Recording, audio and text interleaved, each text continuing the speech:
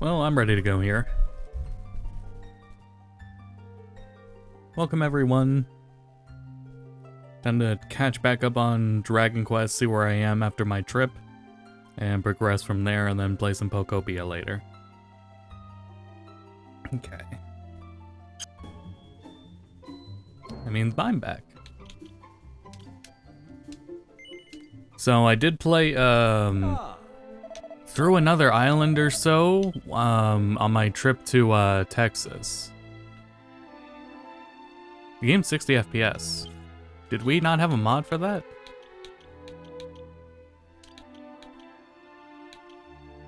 Oh, I swapped it. It kept the stuff from the trip playing the game on Steam Deck.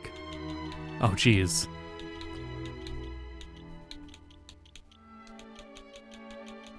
I'll turn this all back on.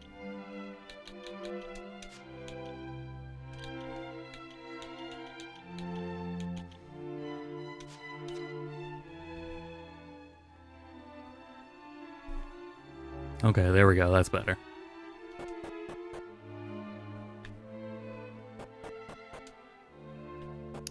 I should see how this goes without, like anything else here. Let's see.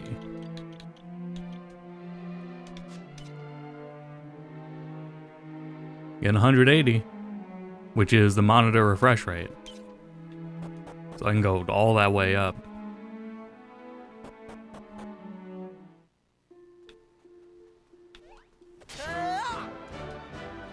I need to reassess where I am though as well.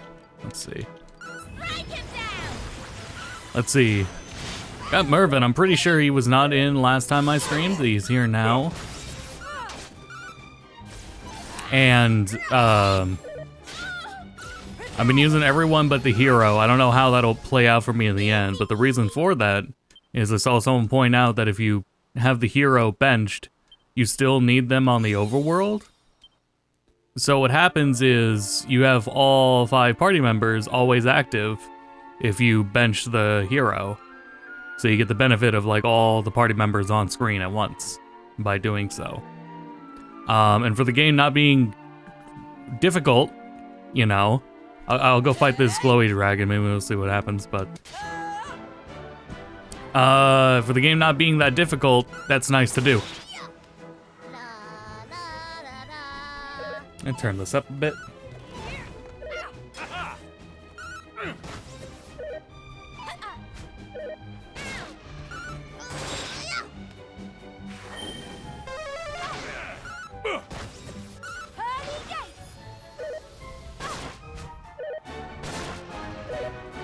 There we go. That wasn't a lot of healing.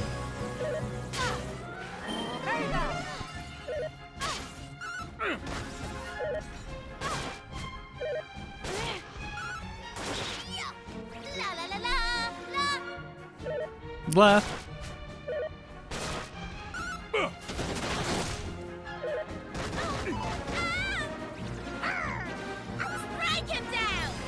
Yeah, it's been to my understanding the game is, and we've seen it by this point, the game doesn't seriously kick up in difficulty into what people might be more familiar with in the series until post-game. Which would be, I believe, with new fights anyway.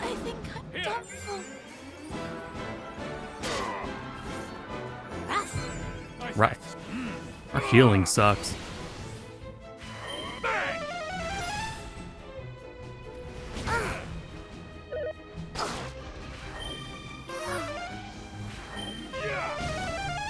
Damn. Oh, it's spell resistance too.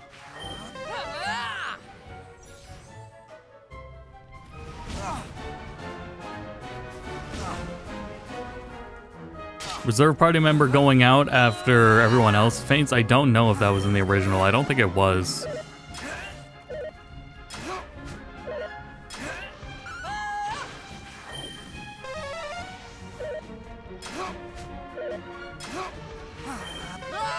I'm gonna win this, aren't I? Because I keep blocking everything and I take like 20 damage from the fire.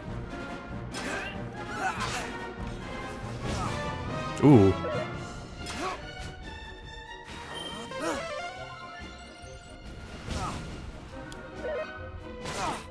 Okay, okay, it was whatever defensive buff I had. Now that that's gone, I can't out DPS him. There we go. Oh, oh, don't. Oh, come on, man. I have doomed myself.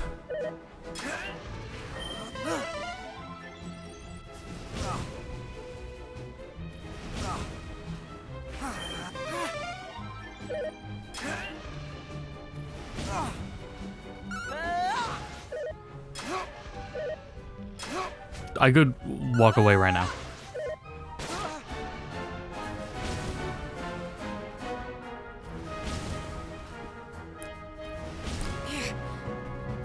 I don't even care about how that went. I just wanted to keep talking about where we were. Could you tell me the actually, it doesn't matter.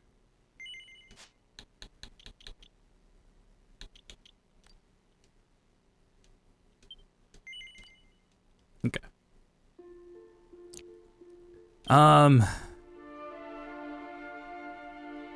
Where even are we now? I think we just got to this region. Yeah, but this is the present? No, this has to be the past. Yeah, so we literally just got here? Yeah, yeah. I warped in and I guess I beelined it to this palace here. So I don't know what else we're in for here. But there was a whole notably long dungeon and interesting puzzle with mirrors and a light source in the last dungeon. Yeah, that dungeon kind of had me going through it a little bit. Where like that really hasn't happened for most of the game. No, I mean that's good. It was like an interesting dungeon that I got to do. At least, you know, puzzle-wise. And it featured wind. Yeah, good time.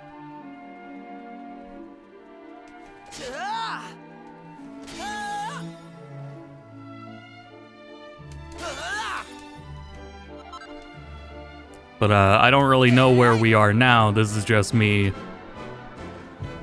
getting back into it from wherever I was and catching up.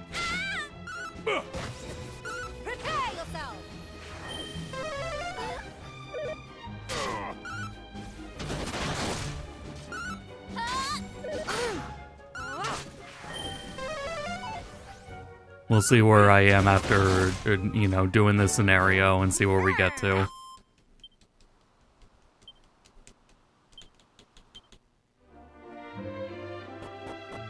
I have to assume everyone's vocations are up to date on wherever I left them.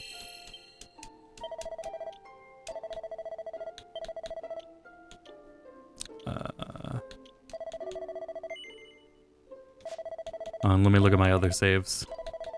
Actually, that'll be a good indication, because I did go through a bunch of them.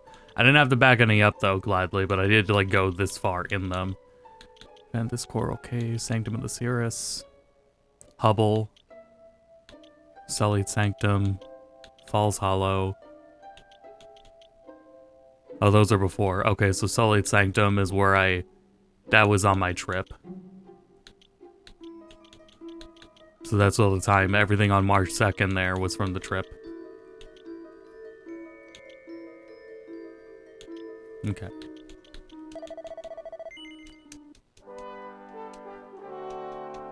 And then I spent that rest of that trip really doing like Pokemon Leaf Green. I was playing more of that. And that's really, and a little bit of Tales of Berseria, but not that much. Oh great. Played a little bit of Tales of Berseria. But mostly Pokemon Leaf Green I found was a good time killer. And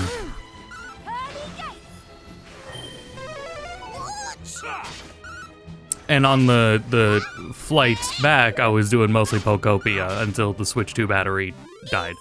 Which it wasn't fully charged, and I should have charged it more before leaving, but... Yeah, so I had like a good half hour to an hour where I could have kept playing, but because it wasn't fully charged. But that's alright. Flying really wasn't as bad as I thought it could possibly be. TSA, almost the more, like, inconsistent and annoying part of it, but it wasn't nearly as bad as when I took a trip to Philly. Humans. Huh. I had an awful time last time I flew out of Philly. Home of the dwarves, we don't have dealing with humans, not since Queen Bee is killed on your lot's watch. Alright, fine. I won't break your pots. Who else has went live? Max went live? Get out of here, Max. Anyway. When I did fly out of Philly, it was uniquely like a long flight. Night lives in the cave. Anything you're gonna let some filthy humans run amok in this house? You got nothing coming. Go on, clear off. Damn.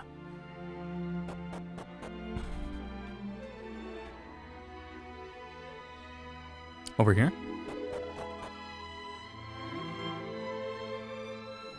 Finally, some dwarves that'll let me break the pots. You have any idea how weird you look? Humans are the same. Alright, we're not wanted here. But I guess will you let me go there? Okay. I guess we'll fuck off. At Philly, I spent an hour in the TSA line. It was an extremely long line, and to my understanding, that was not normal. Under many circumstances I've read people talk about, they've never heard of TSA lines being that long. So that was like a uniquely frustrating, like awful time to try to fly out of Philly. So that's what I missed my flight because there was a on the road trip down to Philly. There was a big accident with a large truck that fell over. There was like local news coverage at the time, and you could see like how bad it just spilled like garbage all over the interstate. But I mean, driving to Philly sucks. Driving to Philly, that whole road, that sucks. I don't want to do that. So that's okay. I flew somewhere else. Flew out of somewhere else. It was much better. There was no TSA line that time, and they were much more friendly. I think the technology is also more intuitive now too. How about just seeing if my mouth is moving?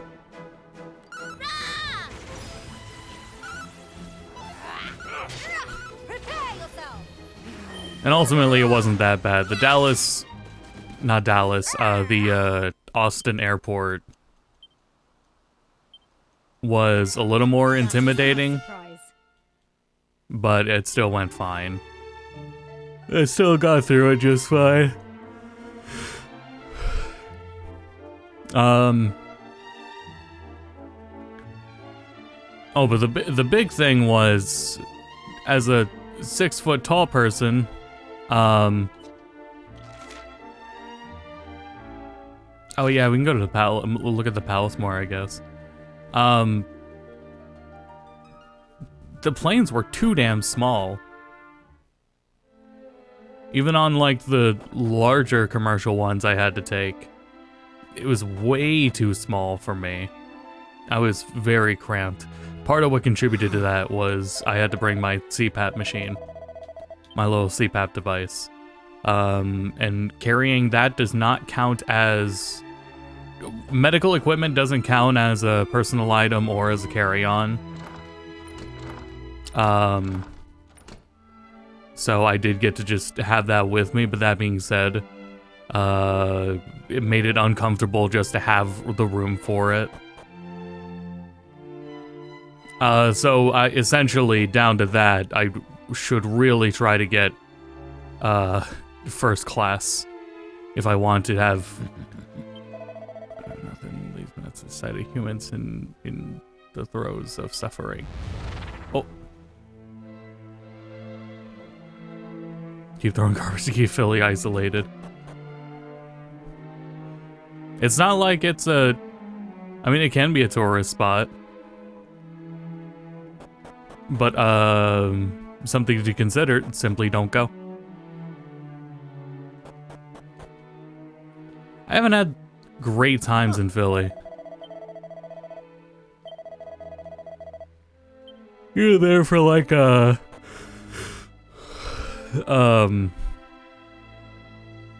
tourism, which is more of like the area around where like the display Liberty Bell is in Philly. Even there, like driving around kind of sucks. As it's the first time I've like seen cars like honk because you're stopping at a red light.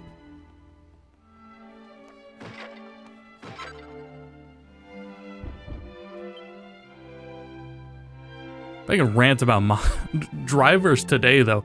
It's so frustrating that maybe it's around COVID, maybe it's around other factors, but so many drivers now treat using their turn signals like they're suggestions.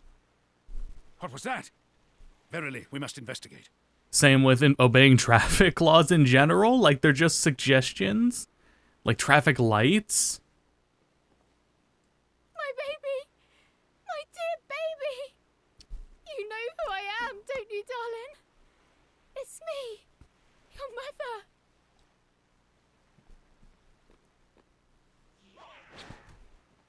Alma! Are you alright? Yoshida has never had an original Please, dear, thought in you his have to life. Listen to me. I'm sorry, but the child doesn't know who we are. I know. Of course I know, but it's our baby. Our little one. I can't just give up. Ugh! Why? Why? Why did this have to happen to us?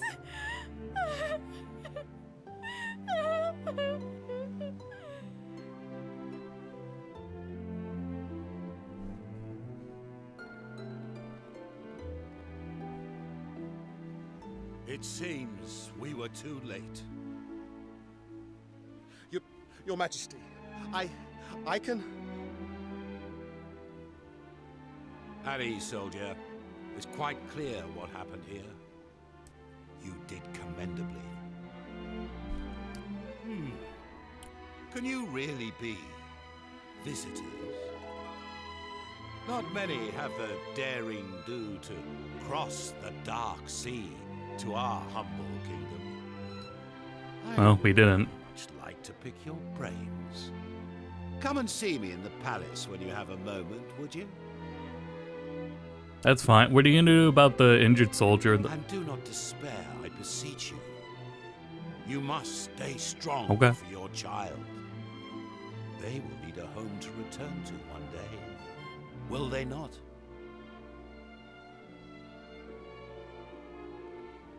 Alright. I've had a little bit of a disconnect with, like, the way the game does its stories episodically. With, I don't know what the strengths of the character, like, our party members is, like... No one's really having an overarching story arc that's persevering through all of these episodes. And it's a lot of bite-sized narratives that are over and done in like an hour and a half. Greetings, travelers. You must forgive me if I Not all of them, though. earlier. Please allow me to welcome you to our kingdom. I am King Buckingham. And what might you be called?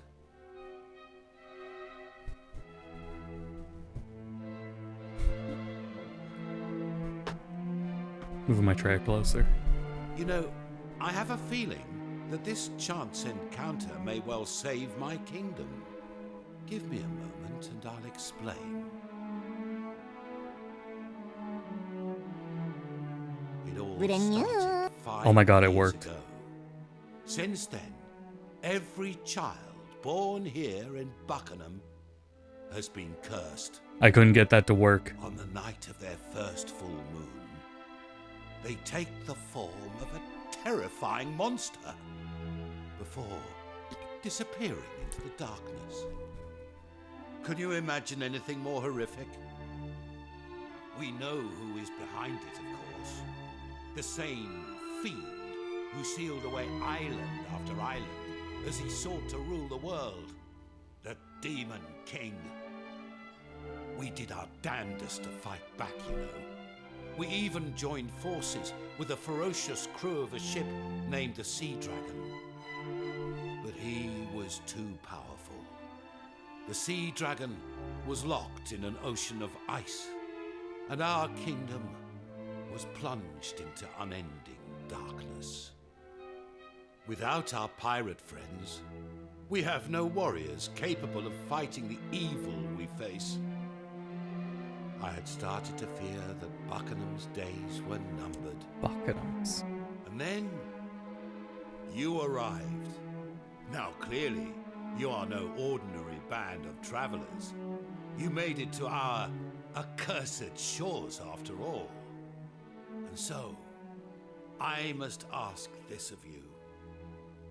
Will you help us lift this terrible curse and liberate our kingdom? Sure. Thank you, my dear friends.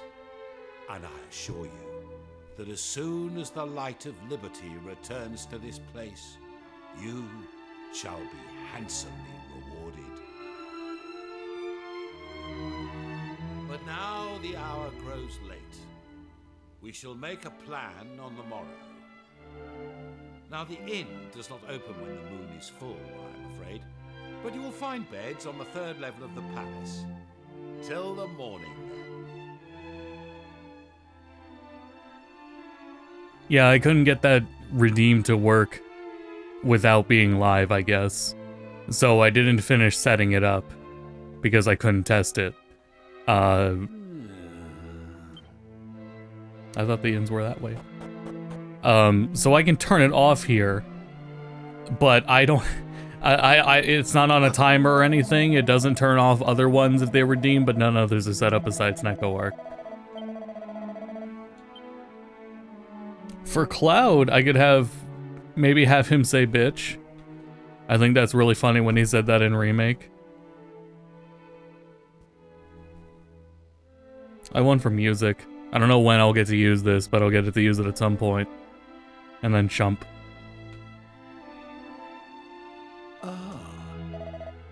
But I'm still taking ideas on those.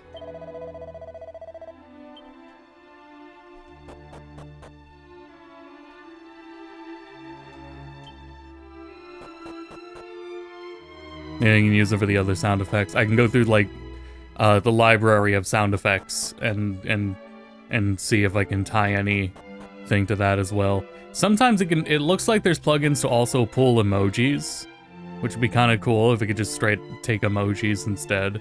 Or not emojis, just Twitch emotes in general. Like take it when an emote is used in chat. If I can just put that over my character. Okay.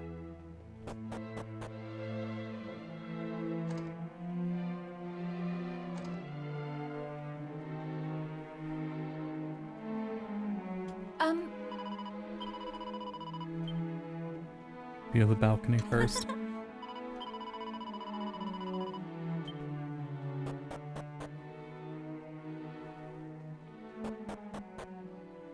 Ah, found it. Think about the happier times. Official minstrel, I lived here. Palace accompanied His Majesty on important state visits. My fondest memories of the trip we took aboard the Sea Dragon. As though it's yesterday, the sharp scent of the brine, the sound of waves lapping against the hull.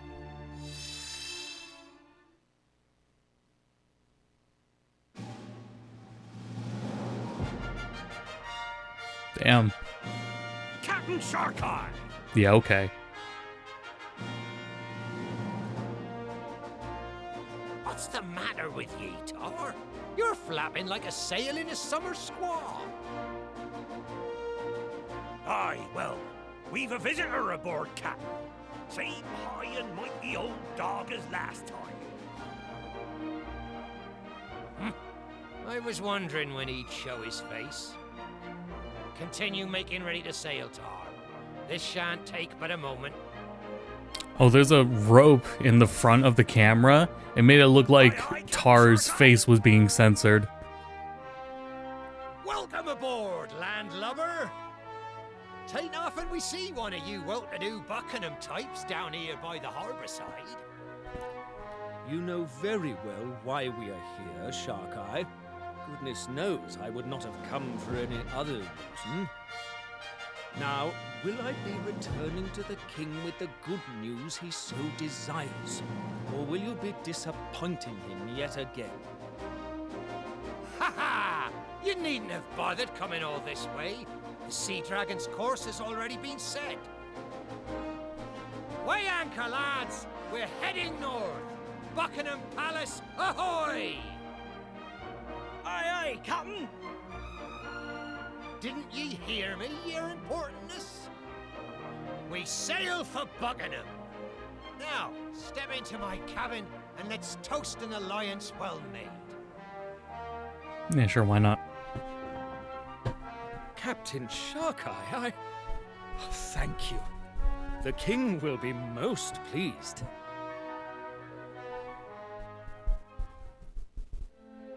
Can it be 2 years since Captain Shark Eye agreed to head the royal fleet? What he and his crew have achieved is truly remarkable. Alas, no matter how many monsters the crew of the Sea Dragon defeat, they seem to come back in ever greater numbers. Yes. I rather fear our successes have drawn unwanted attention from the forces of evil. Perhaps this was to be expected. And rumor has it that the reckless devil intends to deliberately draw the master of all monsters to a distant corner of the ocean and finish this once and for all. But Your Majesty, that is unspeakably dangerous. Captain Shark Eye may be a mighty pirate, but he cannot hope to go toe-to-toe with the Demon King. Especially not now. Why, it was only last night that Lady Anais announced she was with child. I share your concerns, believe me. Alas, he's not a man whose mind can be changed. Yaha! Ye know me better than my own dear mother, Your Majesty.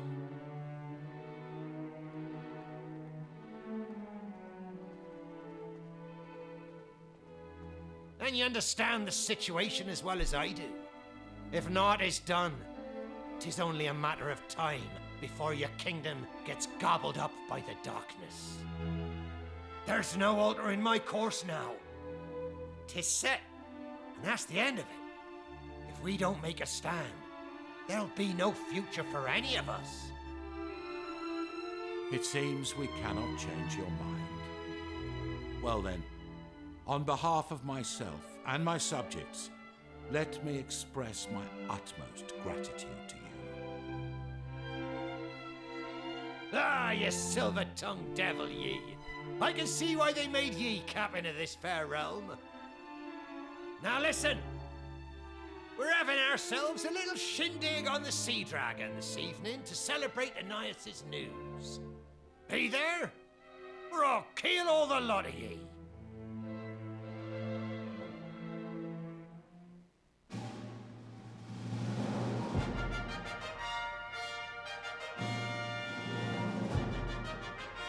Ah, I must say I'm glad you, convinced my finest minstrel to play. Now listen, Shark Eye. If I cannot persuade you to reconsider, I will give you my blessing to set sail tomorrow. But only on one condition. Anais must remain here in Buckingham. Promise me that, or I shall scupper the Sea Dragon, you stubborn old dog. 'Tis only now, after many years of marriage, that my beloved has found herself with child. I do believe the Almighty may be steering your hand, old friend. And who am I to deny the will of the great cabin in the sky? I'll do as ye ask. Take care of her, ye hear? And of me little one.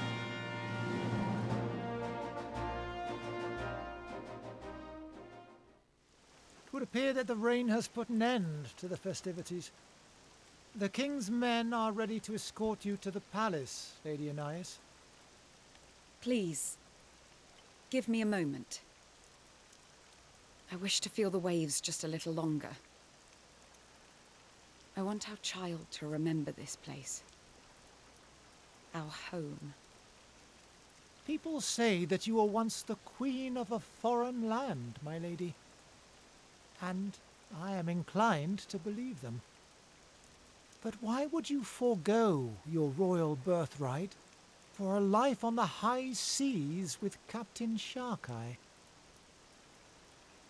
Oh, I sensed in him a higher purpose, beyond material wealth or mere glory. He wishes only to make the oceans a safer place, for everyone. Perhaps you and your fellow retainers feel something similar about King Buckingham. Anais! What are you doing up there, girl? I keep doing these scenarios. I think Jay would have liked. The king awaits you, Lady Anais. Please do not cause His Majesty any undue worry. I was gonna say I can see them off This accursed screen. rain'll chill ye to the bone. Get over here.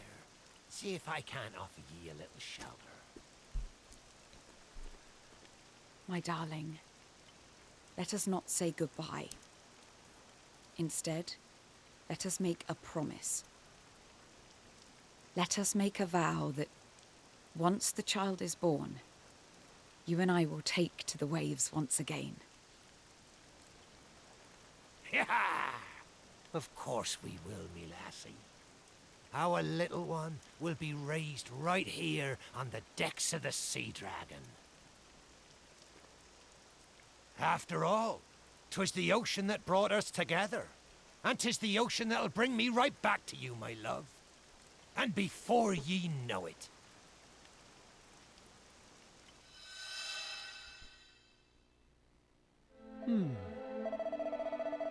Don't release the darkness would engulf until peace is restored. Make do with my memories. I see. Well, yeah, at the very least, so he was just a bystander. Oh. Oh. Okay.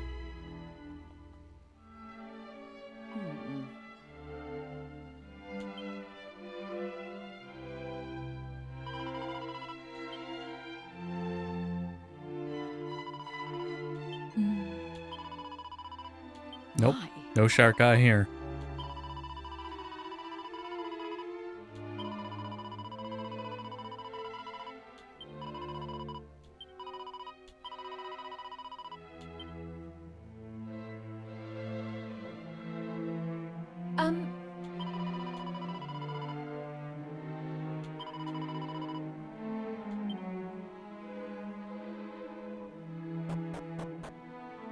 Well, hopefully Shark Eye's still out there. Right, guys? Haha. Hopefully we can just, you know, go save Shark Eye and everyone's happy. I say, Yeah, that's very nice. So what does this have to do with the dwarves then?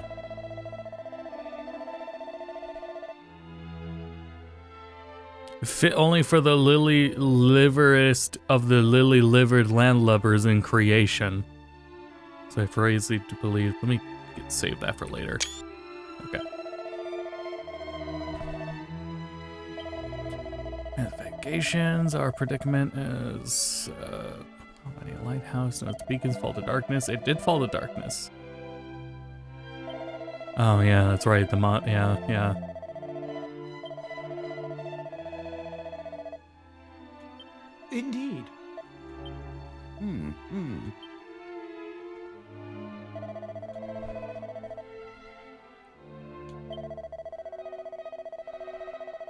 cave overseas, so the tours illuminate the home of the substance known as glow moss.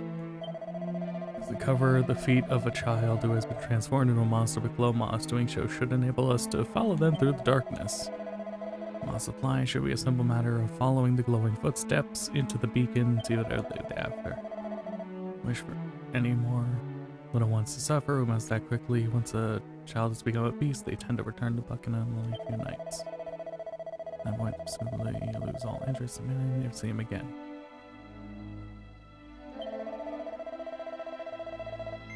No.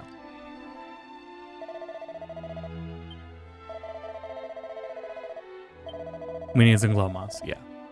Oh.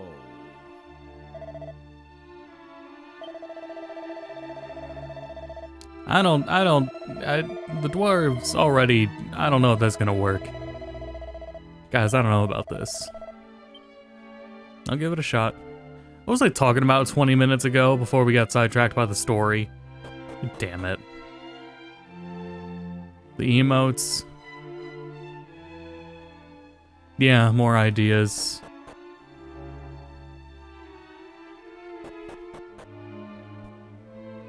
Yeah, I'll go through for the Twitch plugin stream alerts, there's a whole, like, library of uploaded sounds. I don't think I've uploaded anything out of the ones that are, like, there. I don't think I uploaded any of those. I think those are all just in the public library.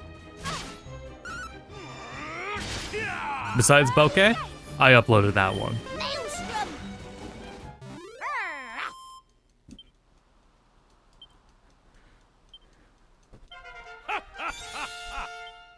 At least I think I did.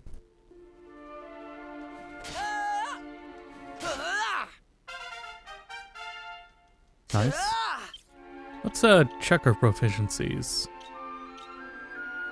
How do we do that again?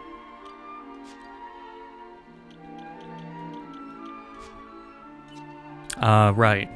Sure. You're on with Jack. What a great character. Okay.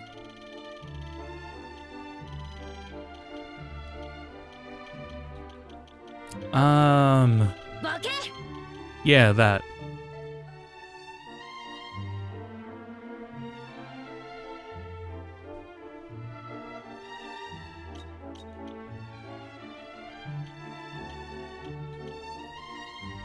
Okay, so I'm just working on getting Gladiator for her. So that one will let go. Jester. Yeah, she's working on Jester. Okay.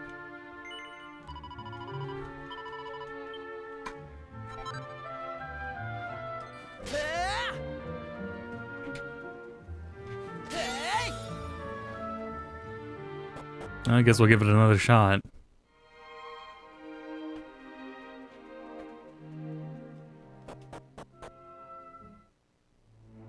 Oh yeah, I was gonna say, okay, I am in ultra wide, but the UI is still on screen just fine. I'm covering the mini map, but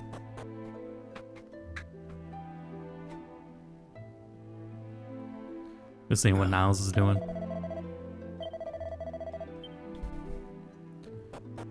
So they think we killed the queen.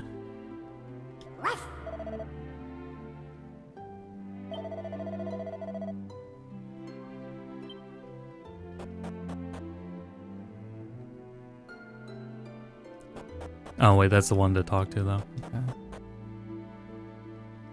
Hey, up!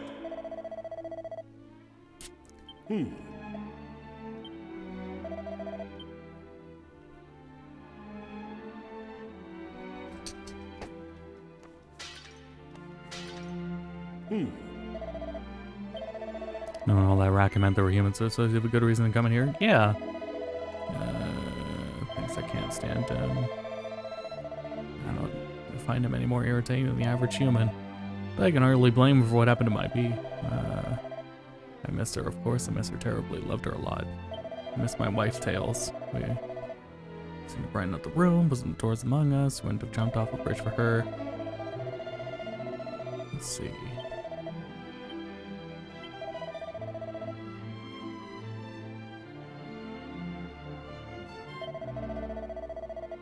Some deeper inside the cave. You'll have trouble getting a hold of any right now, though. The boss local monsters. Uh-huh. I can handle them. I can handle that. I was gonna say, if you just want to let some humans go into danger, you know, what are you gonna complain about? Stupid enough to try the thing on, I won't stop you. Yeah, exactly.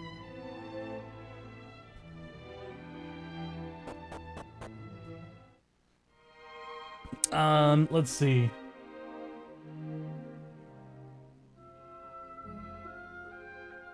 Niles is bugging me about something, so I'm gonna take care of Niles real quick. And you know what I'll do? I'm gonna put us in a battle. And set it to normal speed. Alright, I'll be right back.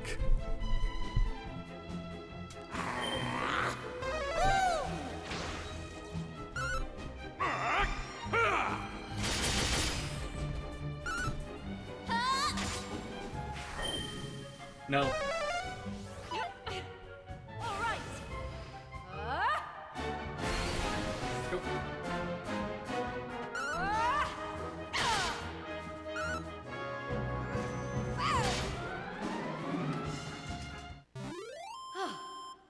Excellent.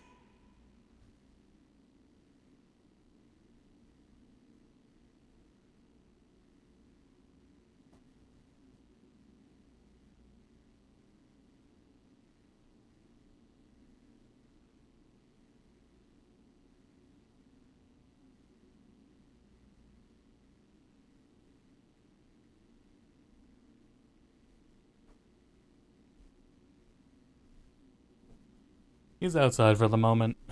In the meantime, move the desk up.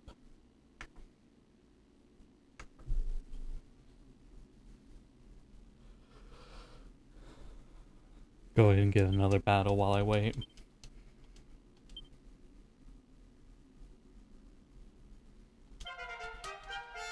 The desk is rising, so I assume the VTuber's doing some funny stuff.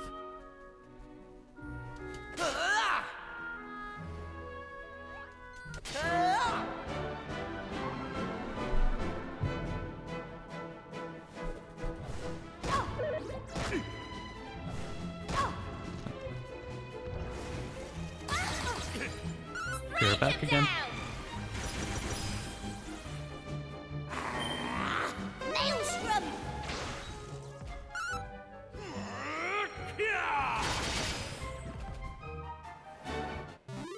A splendid display.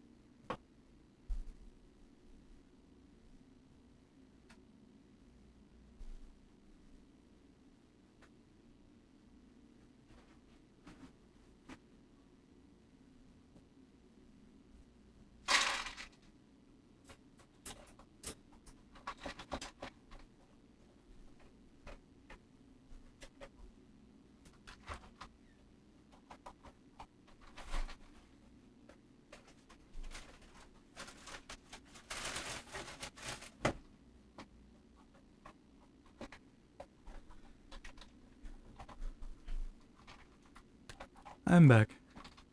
Open the door behind me to get some fresh air going here.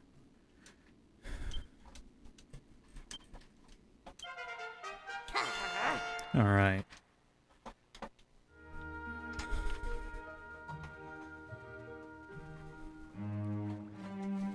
The standing desk has been nice, though. With my trip to Texas, I'm thinking a big problem is actually my bed. Which really sucks, because that's not cheap to fix.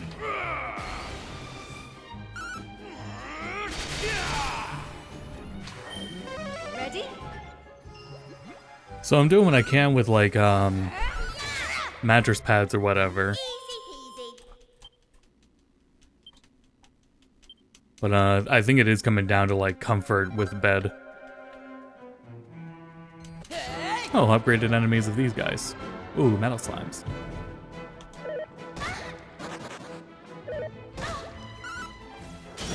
Yeah, nice. Wow, I can't believe we're landing these hits. That was insane. Oh, liquid metal too. Damn. That is a nice surprise. Very nice.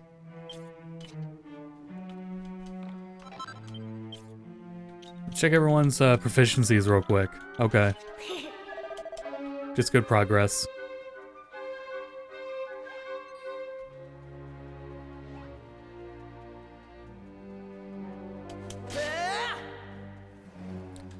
Standing desk is helpful though, just to like mix it up between sitting and standing. So at the very least, the best part about the desk is it being able to adjust it. Let's see, Niles wants to hang out a little. And let's let him.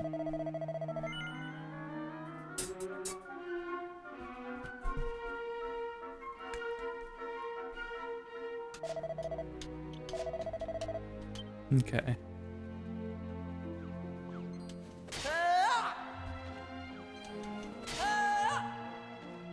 We're trying to give Niles a little more freedom.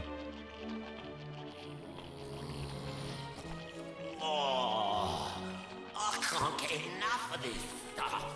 The thing is, when he gets bored, it's annoying. That's really it. Finding this place. I was starting to worry I'd run out of tasty new treats to try.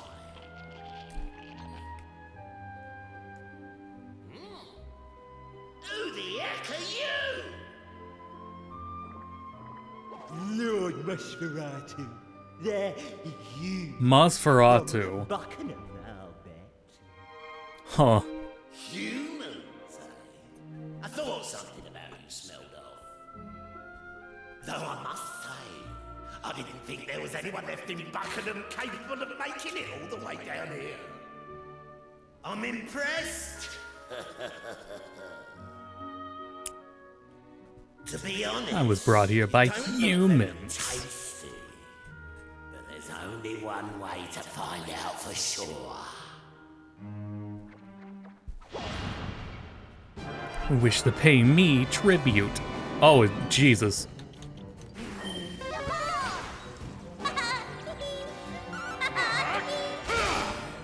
What a gorgeous looking game, though, at least. It runs absurdly well, looks incredible.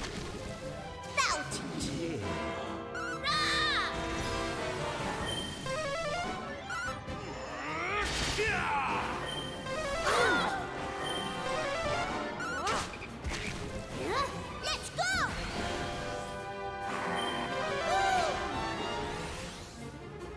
There we go.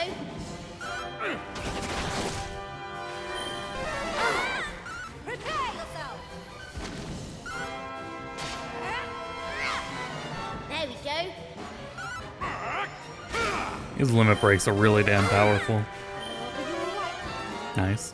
La la la la.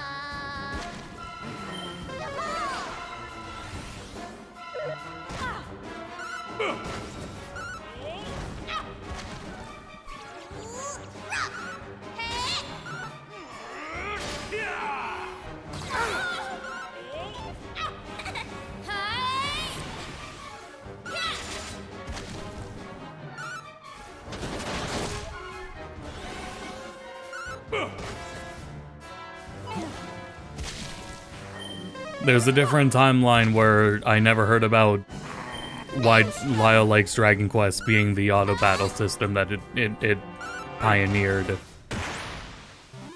And then subsequently, I never use it in any of the games. The Slamphibians.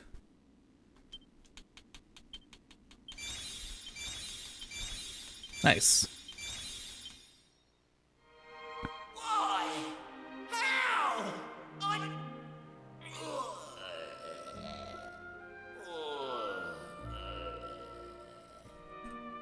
Don't think for a second that beating me means a thing, humans. I was just the appetizer. You won't be making such light work of the main course, that's for certain.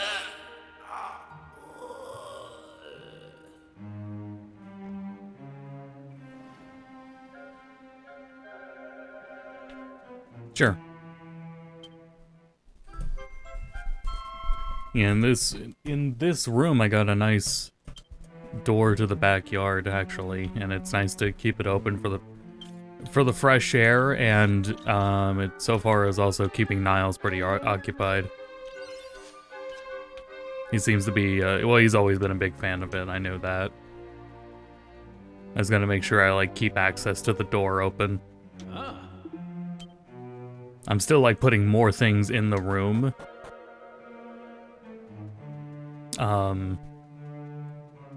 But yeah, I have to just keep in mind the space. How do we get in here? Up here. I despawned all the enemies too. Suspicious rock. Mayhaps it means nothing.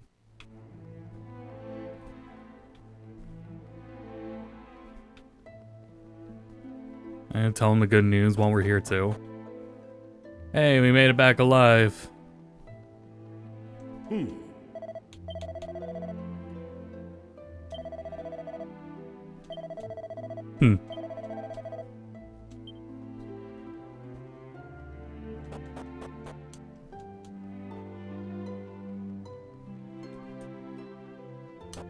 Niles did bolt out the door when I took him out a minute ago. He saw, whatever was living under our nice little cottage out far in the backyard. I believe it's rabbits right now. Yeah, it is rabbits right now. So it seems like he saw rabbits poke their heads out. Oh, that was convenient.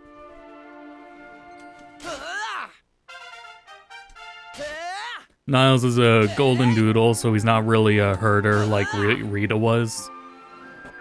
He's so like, I think he just wants to like go and look at them. Rita would look at like animals, like small animals, and just see like an intentful purpose to herd. Subconscious even. Niles just likes to people watch and animal watch.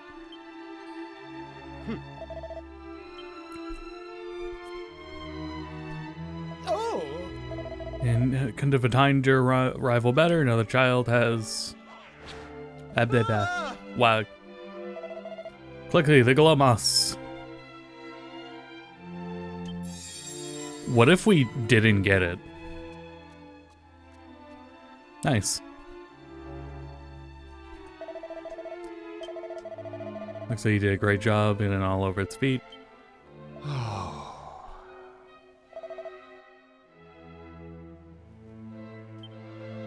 Here. And chase that creature back to its lair unarmed, and what will you do when you get there? None of us fighters certainly not skillful enough to take on these monsters in their home turf. Yeah, we got it handled, don't worry.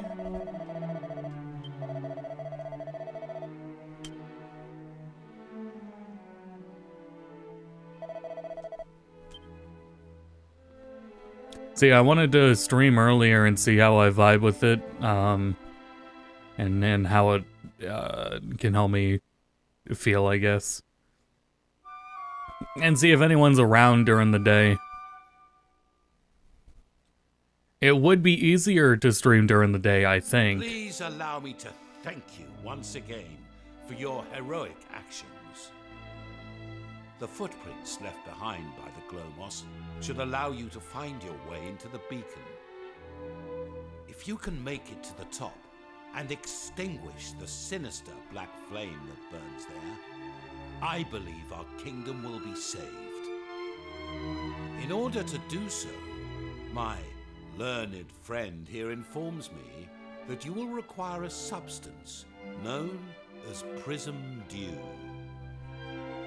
I will allow him to provide further details. I would no doubt lead you astray were I to attempt to do so. If you please, good sir.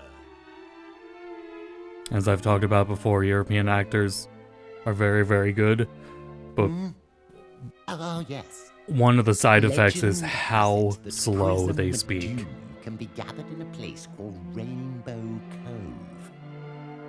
It shouldn't be too hard to get hold of some, provided you know where Rainbow Cove is, of course. Apparently, it's on a tiny uninhabited island in the dead center of the world. That's what one of the preeminent authorities on the subject wrote anyway. He also wrote that it's filled to the brim with water so pure that it cleanses the heart and grants the deepest and purest of sleeps.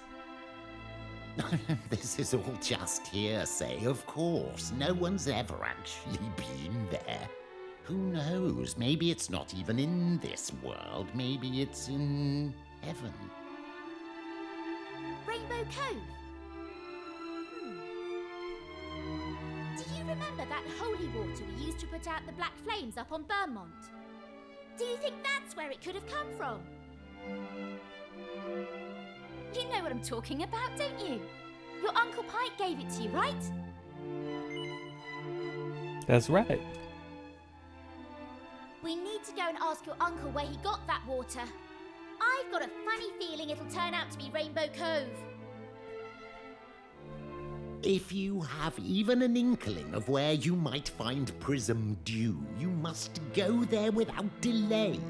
That dew is the only way to extinguish the black flame that burns atop the beacon. All the books stated that the island was uninhabited. But might this now not be the case? Curious. This is no time to ponder such trivialities.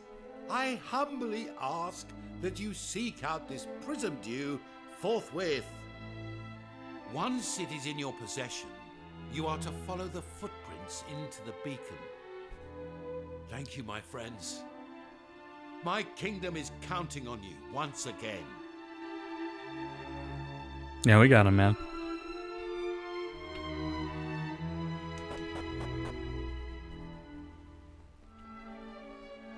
I haven't shopped in a bit. Oh yeah, now we can. Right, I think everything was locked earlier. All right.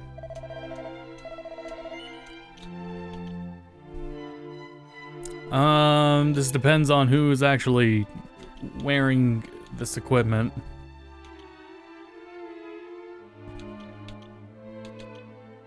Not the highest stat changes anyway. Won't worry about it. Oh.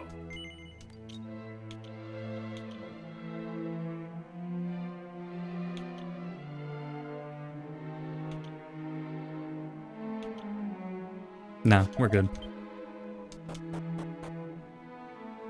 For now, anyway. Ah. Yeah, we'll warp it on back.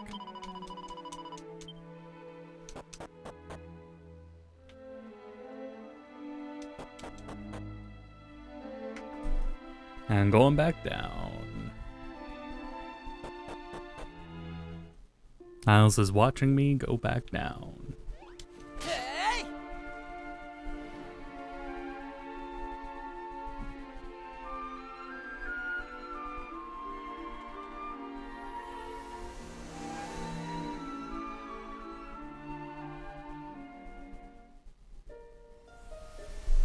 Okay.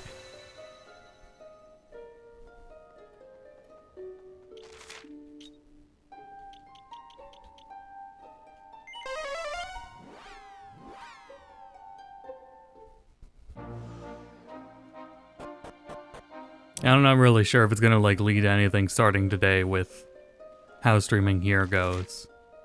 Just really just giving it a shot. Reflect on it later some. Everything else just at the moment, like, since I got back, it's hard for everything just feels a little overwhelming, I guess.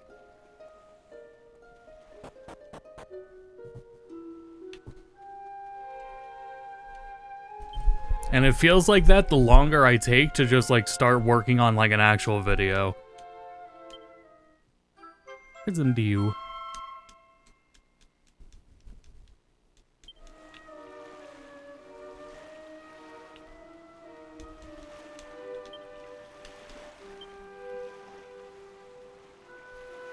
Oh, there, okay. So maybe I should prioritize Dragon Quest just so I can, like, start working on, like, an actual video.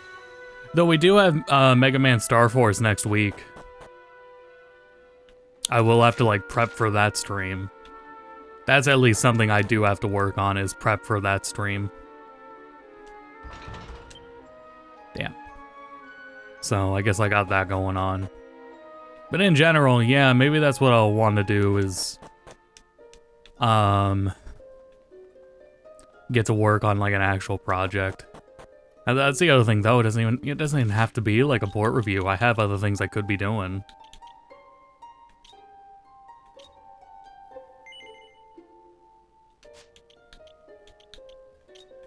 Oh, yeah, we're going back in.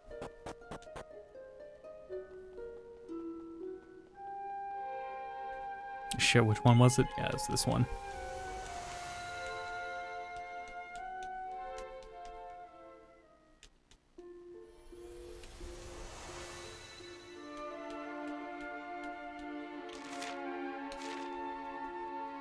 In, like, an ideal world, I really would have had, like, something ready to go by the start of April, but that's not the case.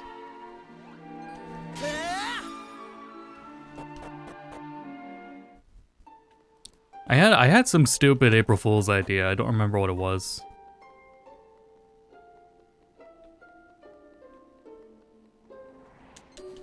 It wasn't even, like, totally accurate to my channel either.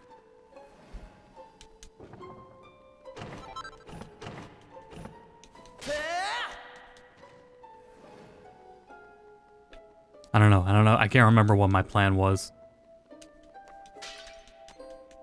Damn it. Not even that there's time to execute on it anymore either. Anyway.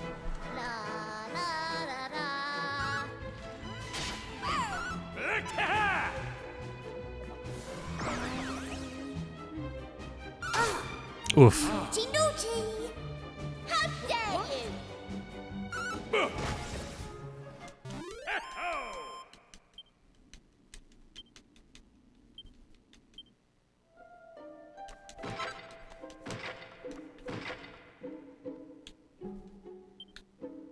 Sure.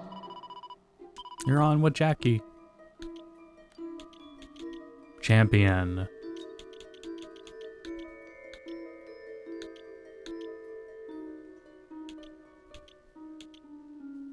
Champion sort of seems like the endgame goal with her.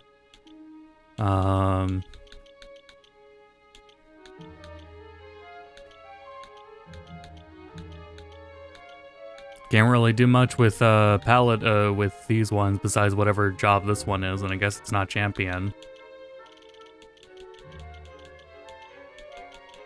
Dance. I guess we'll keep Dancer going. Finish it up at least.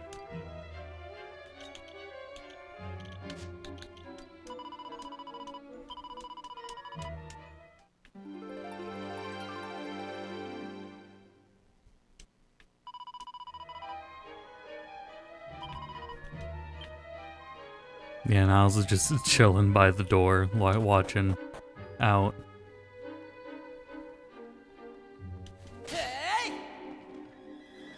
There is a neighbor, like, good ways in the distance, working outside. Which thankfully he has learned to not bark at.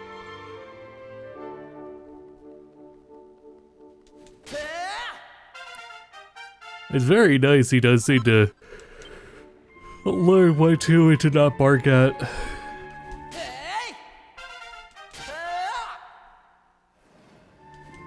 For example, he would get excited when people come home, but he knows that I don't like the loud barking when I get home. And he can tell like the difference between my car and my brother's car. So he knows when it's me getting home. Damn it.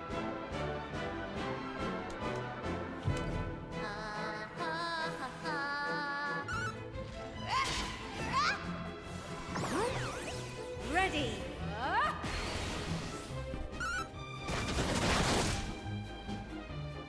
A splendid display.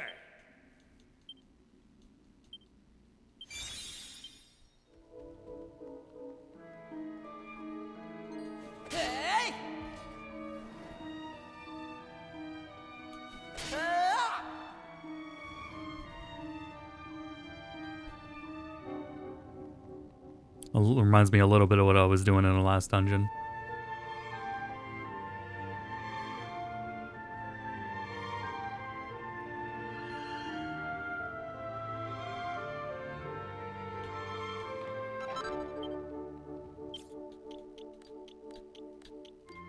Nice.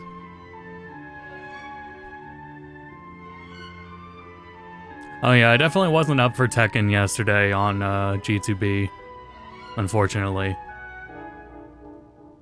So we didn't really do any Tekken. I have it updated, but I haven't started it up since. But for Alex, yeah, we'll stream Street Fighter tomorrow.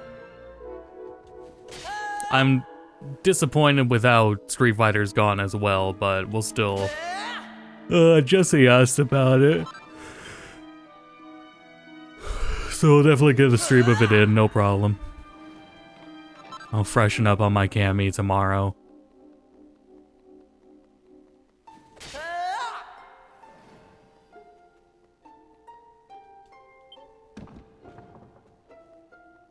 Oh, yeah, just a shortcut.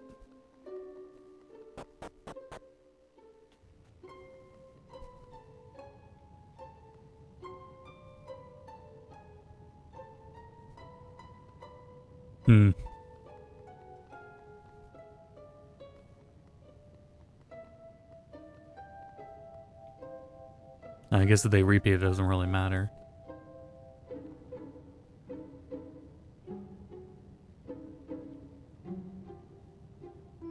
I wonder where you go if you fall. We haven't really seen a reset place.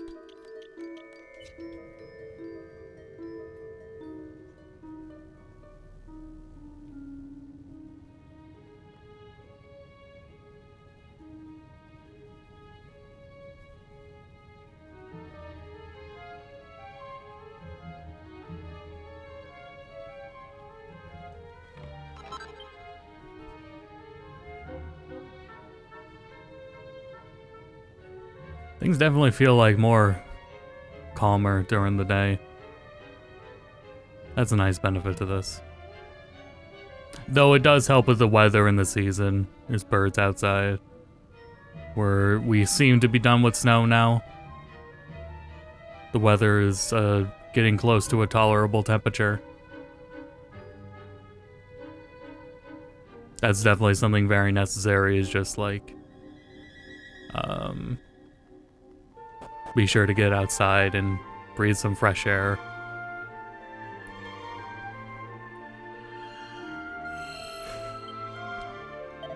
After everything that's been going on, you know.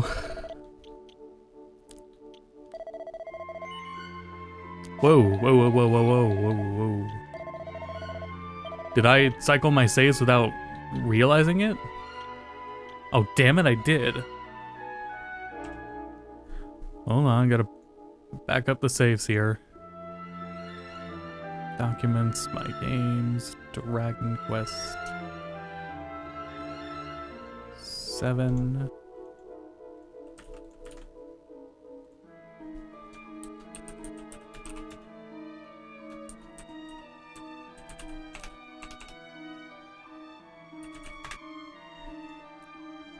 Damn, I lost the save. Oh, that's alright.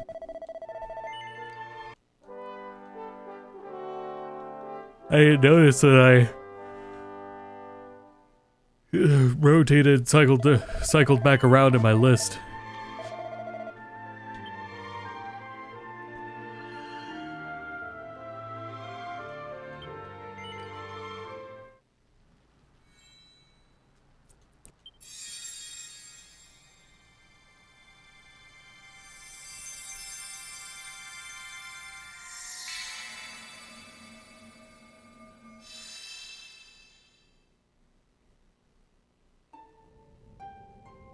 Oh fuck.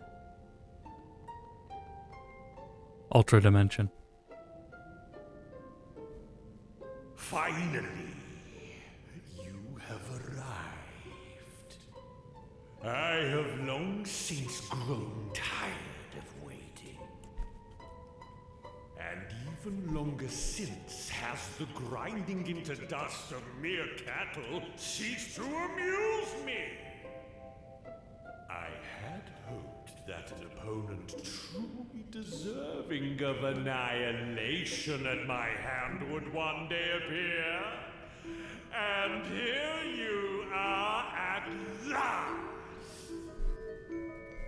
But you took too long. Far too long.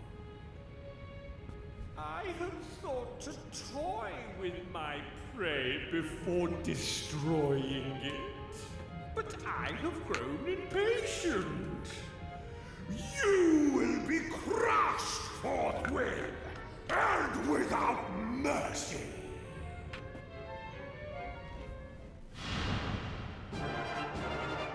Damn, bro opened his mouth. La la la la la. Watch me move.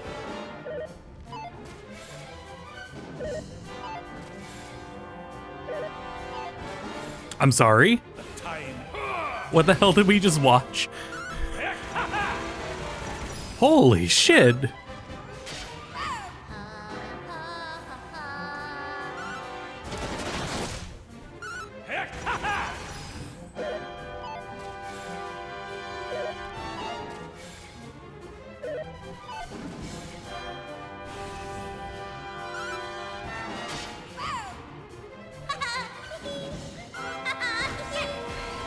Haha, hee. I'm glad we didn't. I'm glad he still got some attacks in, so we could see that animation.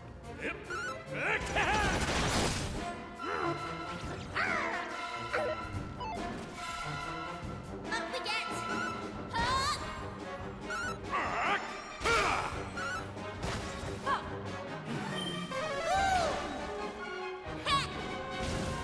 Take that.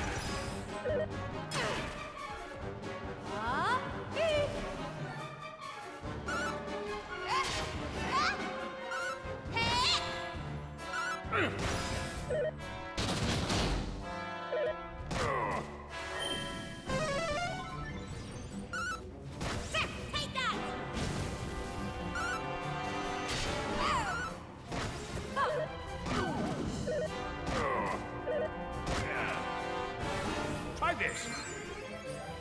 Snap out of it.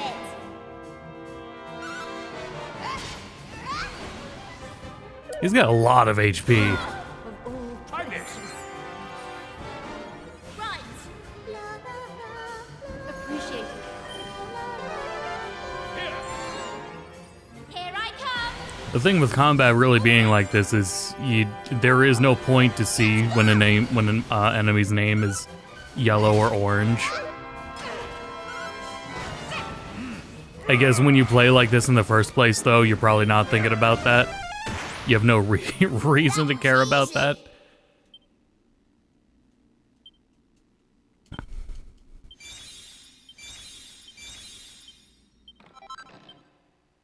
What luck? No! How can this be possible? But it matters not. Buckingham may be saved, but the sea dragon... Well, with that, maybe I will see if I can turn the stream alerts chatbot off, so it doesn't put them in chat the message that was just read out loud.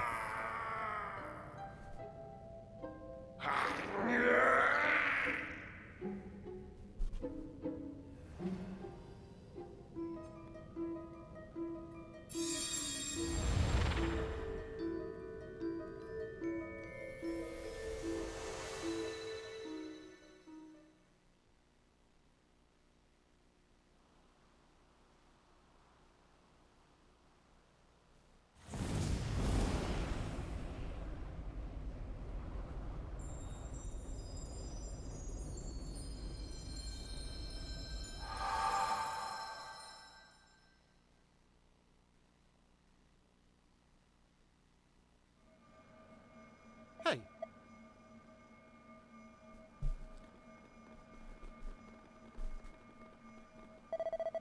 You really did it. Everything suddenly went bright. There's no more monsters anywhere to be seen. And it's true, the guiding light is burning at the beacon once again. You've done so much for us. Can't think of a way to thank you. now. Come, let's get home. Use the guiding light to fire up a light place as well.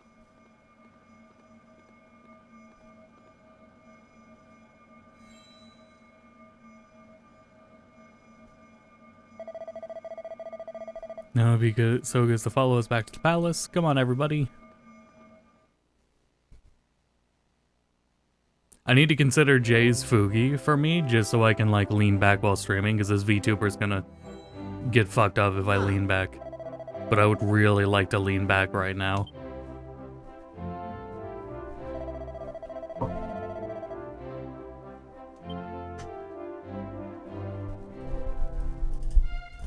That's not that bad.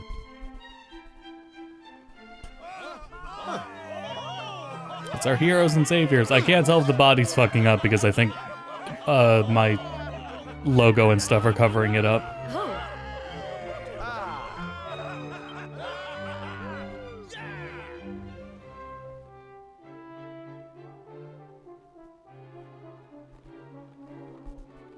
Everyone, on behalf of all the citizens of the Kingdom of Buckingham, I thank you from the bottom of my heart.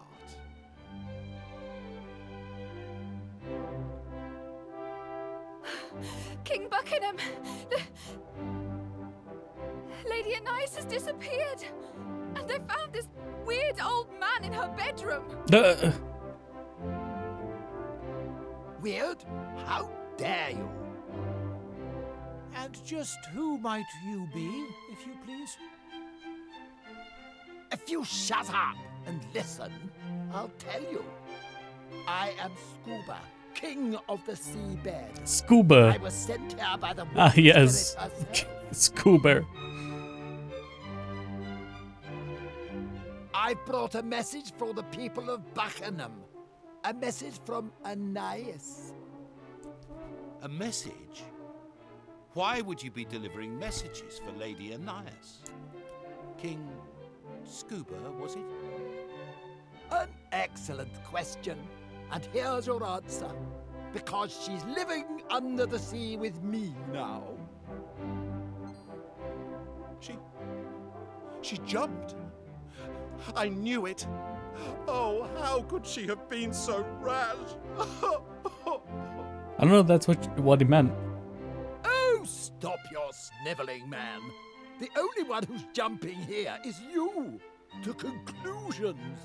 Conclusions. If you know Anais at all, you'll know that she's been doing very little lately, except praying for the Almighty to reunite her with her beloved shark. Unfortunately, the poor fellow's ship is frozen solid, and it's likely to stay that way for all eternity. Even if the Demon King were to be defeated, it would take centuries for the ice to melt. Oh, good news. It goes without saying that she doesn't have much hope of living that long.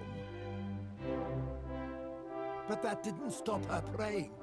She said she'd do anything to be alive when her beloved finally thawed out. Anyway, somehow or other, her pleading made its way down to the seabed. My kingdom, as you may recall. Now, I'm not a particularly powerful king, but I do have one rather impressive ability. The ability to grant life to any creature in my kingdom for as long as I see fit.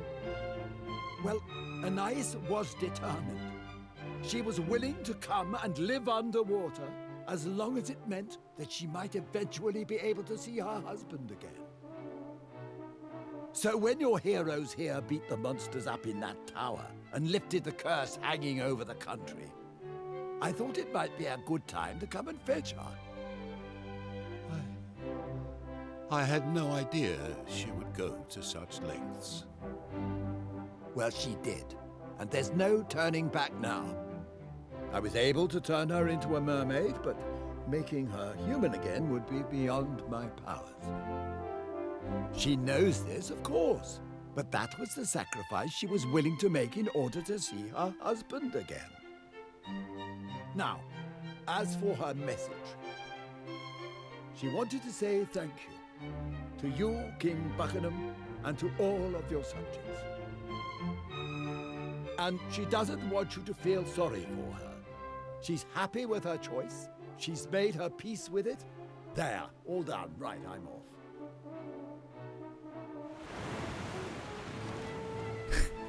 Wait, I must ask you something before you leave.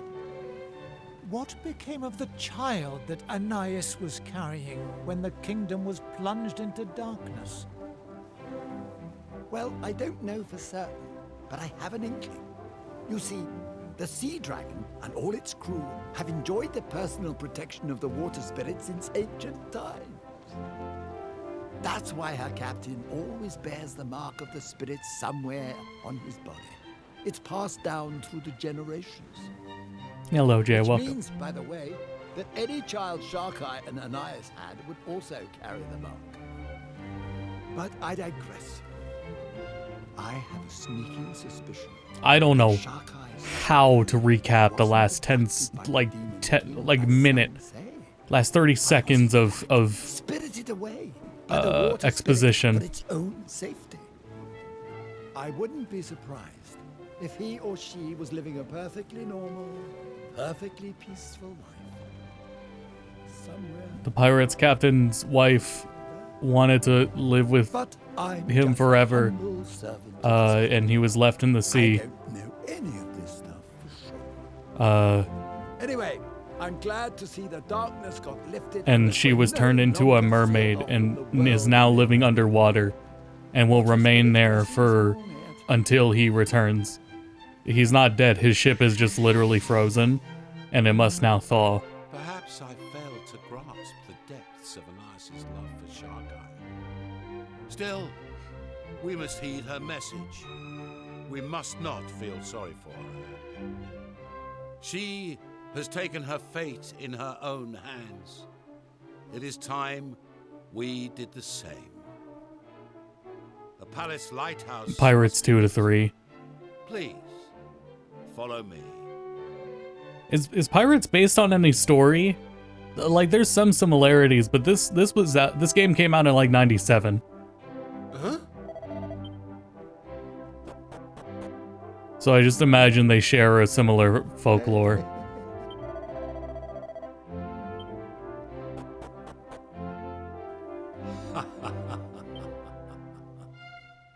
Davy Jones story. Well, now I know. It's ancient. Yes.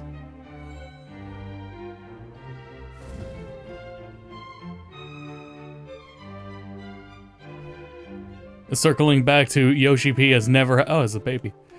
Yoshi P has never had an original thought in his life. Parentheses endearingly. Not even... He's not even the writer. So...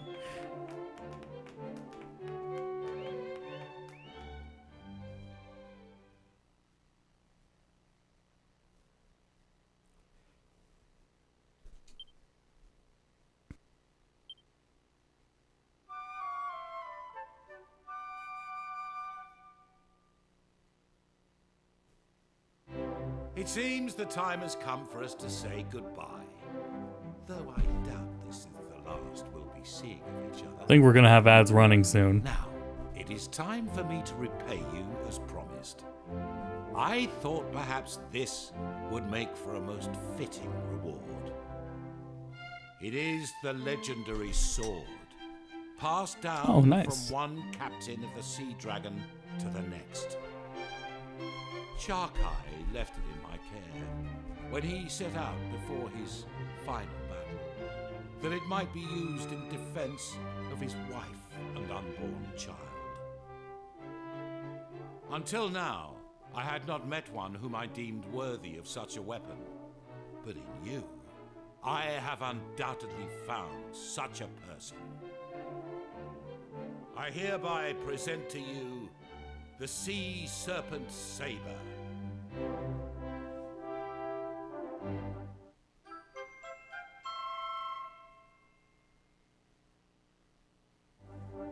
The SSB. You wield it well, just as I had expected.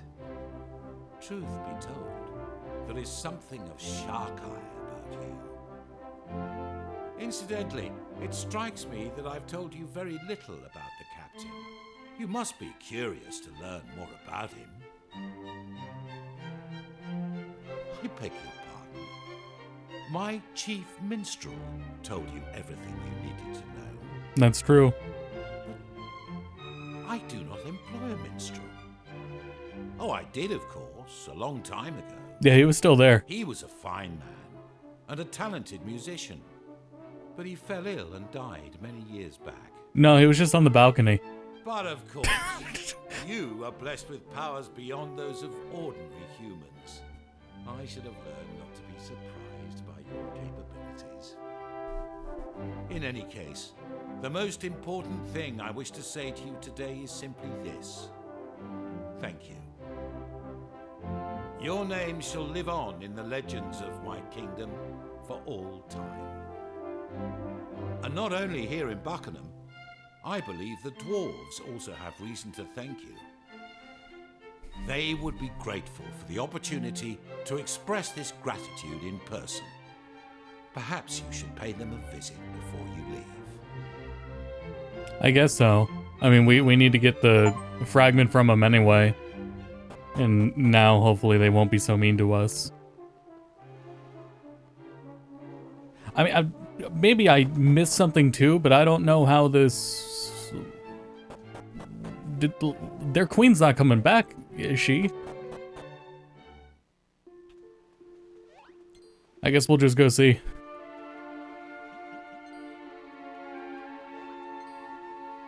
Damn it.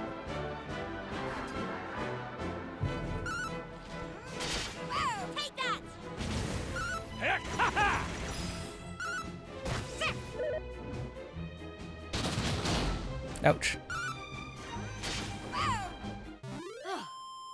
Excellent.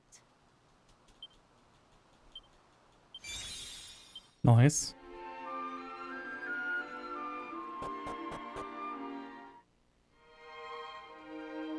Are you still mad at us?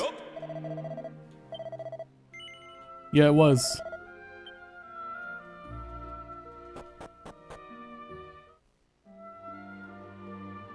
You know what's unfortunate is these little dudes actually remind me of the leprechaun from back at the barnyard. The stupid song one.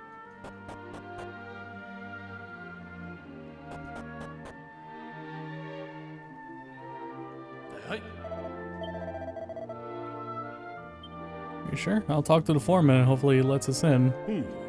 Take a time. I came here before I went to the kingdom, and you didn't want to talk to me. Don't mediate. I know full well he's not a bad man, and he knows that I know that. There's no need to song and dance. Okay. Can you let me get that puzzle piece now? Okay, thank you.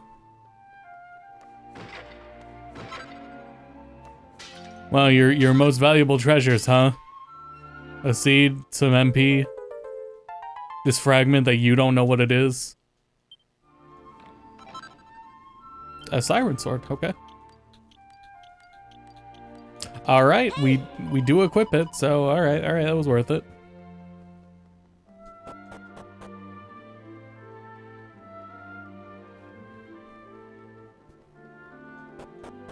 Yeah, what I'm going to be looking for is I do have this Android app here on this tablet, and I put it on my Chromebook as well, out in the living room, called Stream Buddy, which does merge chats for me so I could see them. The big problem with it, though, is I have no way of knowing when ads are about to play. Like, I don't see the ad warning. The only thing I can really do is just memorize the time. I know it kicks in 30 minutes into the stream, and then an hour 30 minutes into the stream. From there, that's all I could really do, is just memorize it, which I really should, like, legit get a clock to hang up on the wall here, so I can look at it, because with the, this PC, I keep the bar hidden at the bottom. You can't see it, but yeah, the taskbar is hidden at the bottom. You see there was a bunch of good Windows updates about to happen, though. And hopefully we're gonna get some quality of life taskbar features. Because the thing with Windows 11 is, even though it like looks really similar, the underlying framework for the taskbar was completely rebuilt from scratch. And that's why there's just features seemingly missing. These are all gray. Does turquoise go up in the other room? So hopefully we get some necessary, like, features. And what I would like is the taskbar to always be visible on my main monitor and auto hide on that second monitor. And apparently there were features like that in Windows 10. It's been so long I can't even remember. But yeah, there were objectively less features in the Windows 11. Just Windows 11 in general has less features because they were rebuilt from scratch. And now everyone that was probably working on them was fired and replaced with AI. So, not a lot of hope there. No, I don't really need help with the fragments. I just don't know what to do with this turquoise one I got. In the prior versions, I mean, wait, hold on. Let me double check here. No, this goes right outside. It didn't do that in the original. Like, there was a whole, like, other rooms to walk around in. But now I have this turquoise tablet and I don't know what it goes to. Oh wow, that's super helpful. It's just literally... I'll have to keep that in mind. I've literally never talked to them, the caretaker, until now. I should really keep that in mind, though. Granted, I haven't had much trouble looking anyway, because it's just... generally exploring and poking around.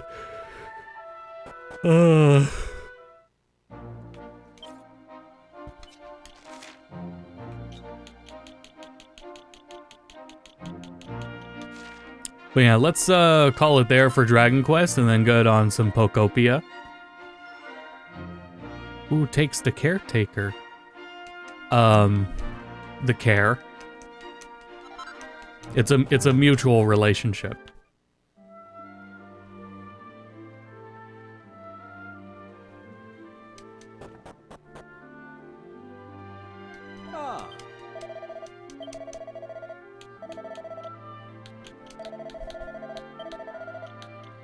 All right.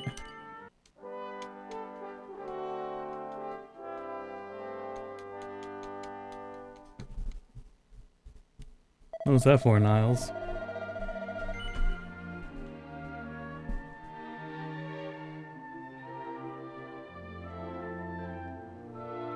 Just flopping up for fun.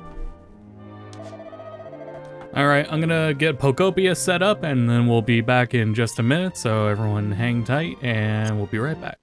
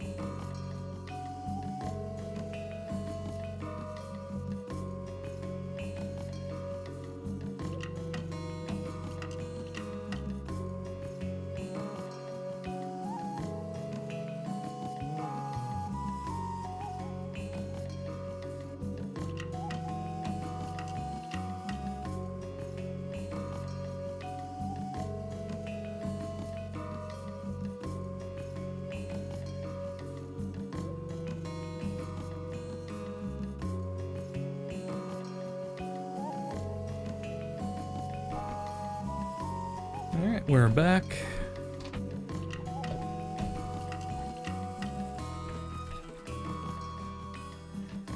You know what I could do, actually? I think I could put the time on the stream deck. If I could see a how long I've been live thing. Let me check if that's an option quick.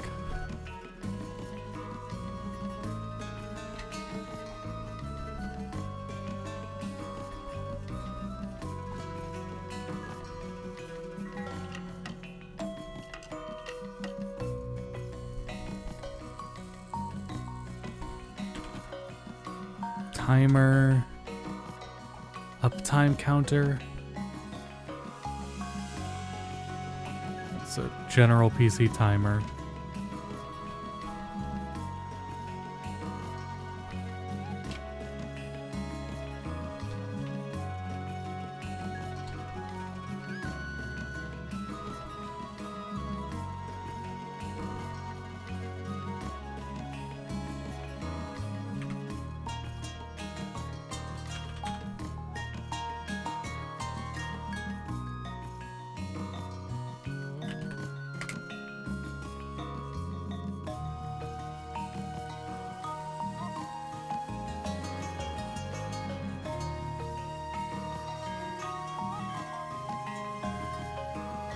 Let's see.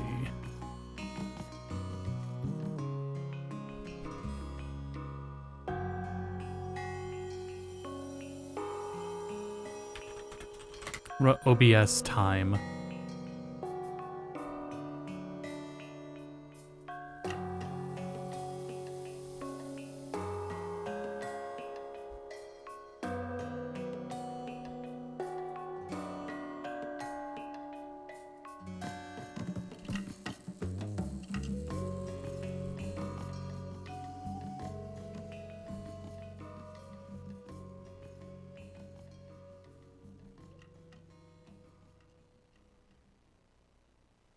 Not really.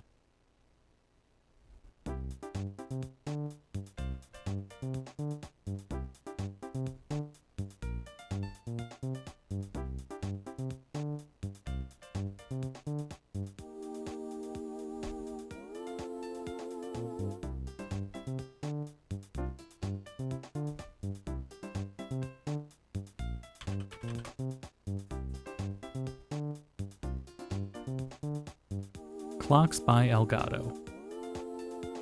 God damn it.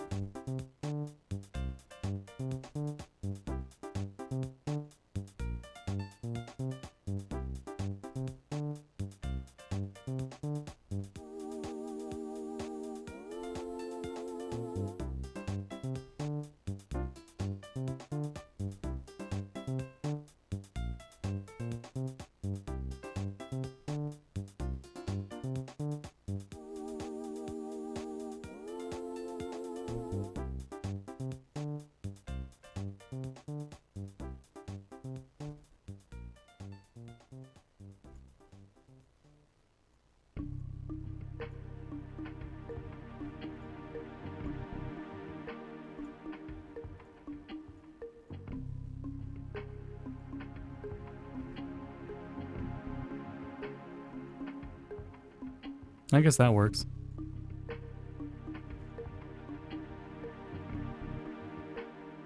Well, anyway.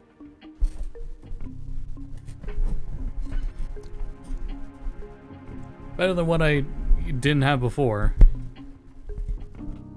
Anyway, let's see. Are we all good here?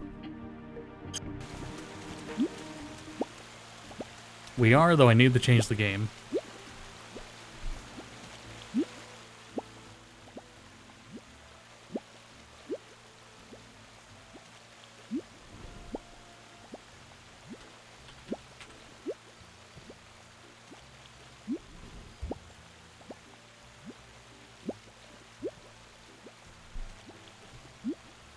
It also refreshed chat, and I wish it didn't do that.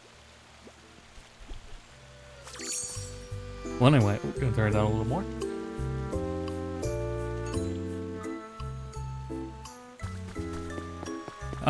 So here is how we're coming along with my town, my pallet town. I don't remember where. I don't think any of these facilities were here last time. Oh shit. Alright, I guess we're playing hide and sneak.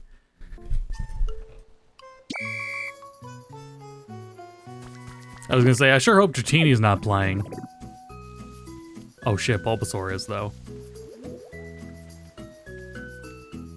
So that building right there is a blacksmith for Cerule Edge. So for each Pokemon that has a task like that, like smithing, it'll just be its own like building basically. This is risky.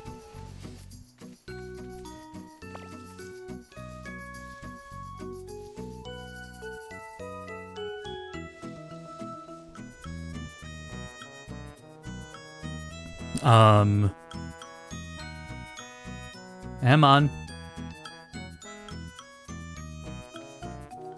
Nice.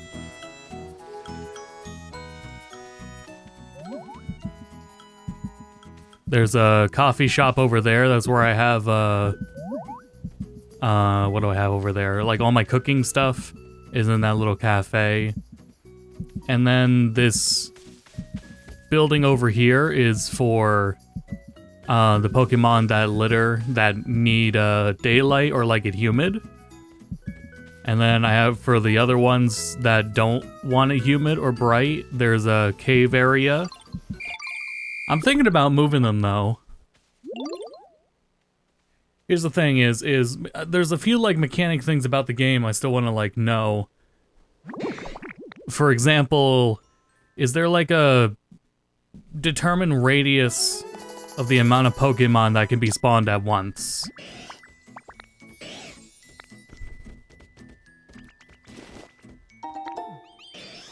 And by that I mean, no, stop. We have, let's see here. We have 60 Pokemon in Palatown right now. What I would like to know is, the more Pokemon I move out of the main island, this small middle, like, in the map in the bottom left, we have 3 islands. This small main island, the more Pokemon I move out of here and move them over to this island that is better suited for like a dry environment. It's hotter over here. There's desert. There's more interesting going on in the caves down here. The more Pokemon I move down here, does that mean that they will stay spawned more often? Because it's spawning, it's not trying to spawn so many Pokemon like right next to each other. And I'm starting to think it doesn't, the distance doesn't matter because it still has to calculate whatever they're doing wherever they are. So like, oh, I moved Chef Greedon's house, so I don't know where Chef Greedon is right now. He should be homeless. And Pokemon that are homeless will eventually show up. You just kind of have to keep an eye out for him. But without him, like, I don't have a way to manually spawn him. Essentially. But no, I'm wondering, like, is there a point to me branching out and utilizing all of the space if it doesn't change how many Pokemon can spawn in an area? Like, if there's still a set amount of Pokemon that can ever be present within an island at once. And I can't do anything about, this is not your house. You do not live here. You cannot be selling here. Yeah, I'll buy this though. Where'd the honey go? Shit.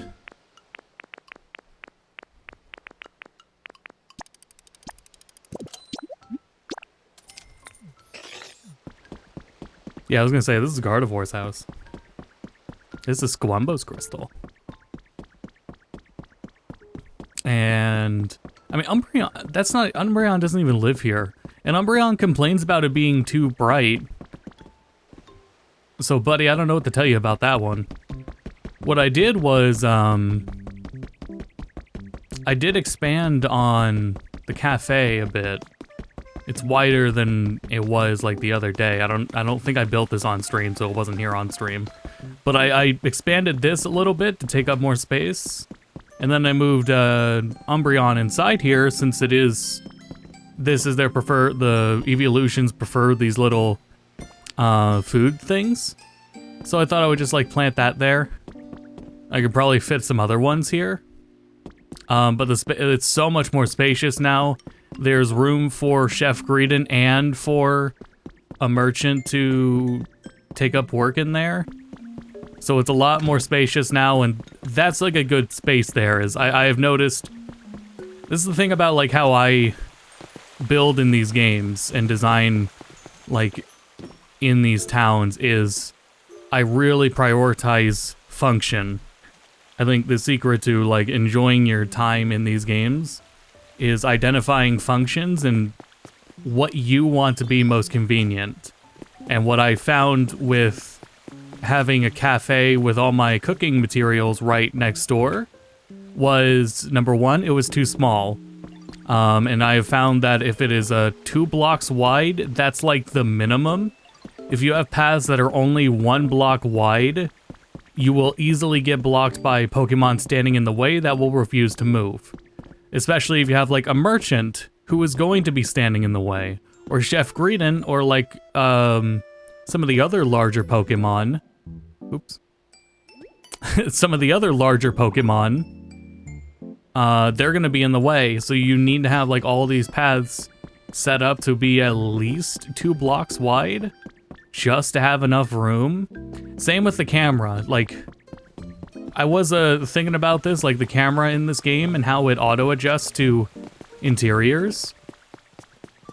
Because that is like what's nice about like these prefab homes that you build through the kits, is that they have separated interiors, and then you have 0 camera problems ever with these separate zones. But then you walk out, and anywhere you walk into, you have to treat it all differently. There is a way around that, and it is just having the interior be large enough. Because the game's camera is smart enough to figure out how to get inside and to show off enough for the inside. The interior just has to be large enough, that's all. So you just have to accommodate and make sure buildings are as large as you need them to be, so that they fit you, other Pokemon, and the camera.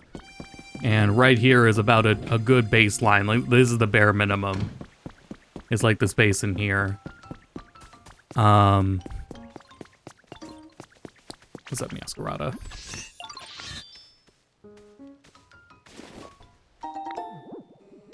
I put the blacksmith stuff in here, and it's worked out really well.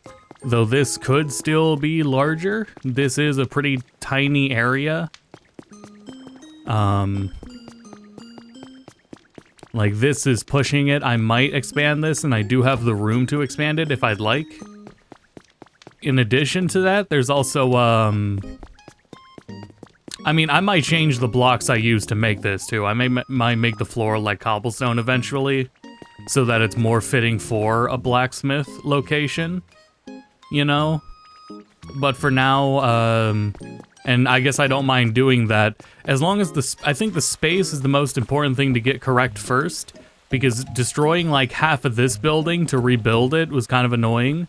But if I want to change the textures of the blocks or anything, I could just easily do that with Magnemite. With the replace tool. If I suddenly just want to make everything bricks. Hey! Thank you for the sub. Welcome. That's what we'll do in the channel. Oh, cool. Thank you, I appreciate that. Giving pizzeria. I appreciate that. And the gift went to Dama. Good, welcome, Dama. You already got the Rita emote just from, like, being in the chat. But we'll work on that later. Anyway, thank you for that, I appreciate it. So if I just want to replace textures or add on, it's a lot easier to do once the space is all figured out. Have a good one, dude. I'll try my best to. Thank you. Appreciate it.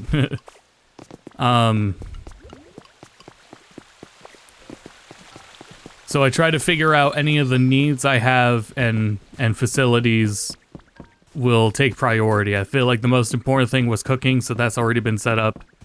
Got a place for blacksmith, and this is for Pokemon to litter.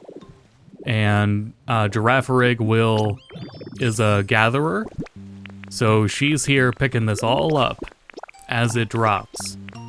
So it's like AFK farming. That's what I was looking for in the term to look for on how to set this up, is AFK farming with utilizing the community. This is also a little too small. Actually, I could expand this out. I guess I can. I was gonna try to fit all the litter Pokemon into one area, but for some reason it wasn't. When I was putting down, what I was doing was I was trying to build underground over here. Right, I was trying to build underground here and utilize dry blocks that came from that island over there, and I was trying to build underground here. And when I would spawn the moss blocks using that grass, it wasn't turning them into habitats. So I wasn't able to create any habitats in that zone for some reason.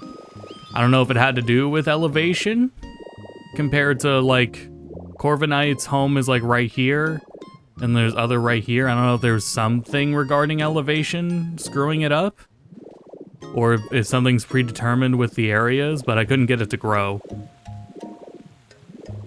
Actually, you know what I think I saw someone do? They utilized the,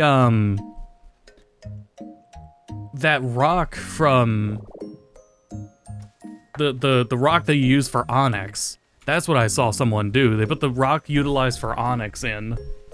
Here. Let's swap on over to the call here. Let's see. And then, where's my character? There.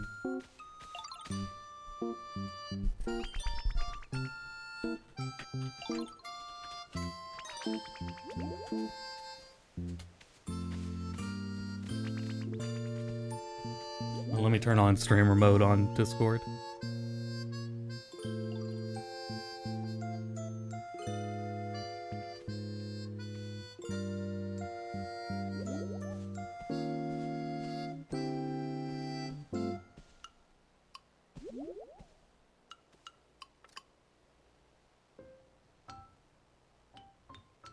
Okay.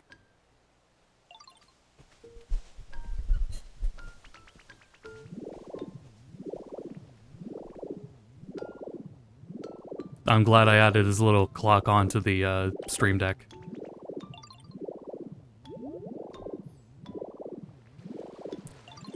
So yeah, that may be what I want to do. But the other idea I saw was somebody utilize this space over here. That's all they did. They just utilized the space inside of here. And I guess that would also work. And I'm thinking about that because if it doesn't really matter, like just because I'm spreading more Pokemon out doesn't mean more are physically capable of spawning. I'm even noticing it now. It's a lot less busy here now. There's just less Pokemon spawning in general compared to earlier when everything was like crowded. I started moving the fences because I thought maybe Pokemon are technically getting fenced out of the main paths. But yeah, I'm really just trying to work with what would effectively be CPU limits and trying to figure out what they are. Because what it is, it has to just do with the complexity of how much stuff you have going on. And it's dynamic. I feel like it's dynamically adjusting how many Pokemon can spawn depending on how complex the environments are and everything. So the more complex we get, the less Pokemon will be able to spawn in general. I feel like it's what's going on.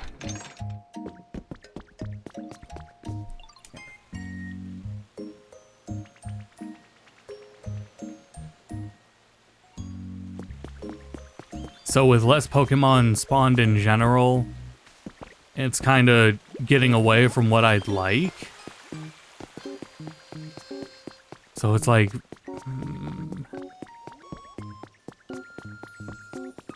And, I mean, it's really impressive that the game always looks this good and it keeps a very good, solid 60 frame rate. But I wish we just had more Pokemon, like, around, like when I started this island. As the thing is, when I started the island and everyone was just living in grass patches, like, there were way more Pokemon all spawned at once, just crowded around. But now there's so much of the environment that's, like, defined here, it's spawning way less of them.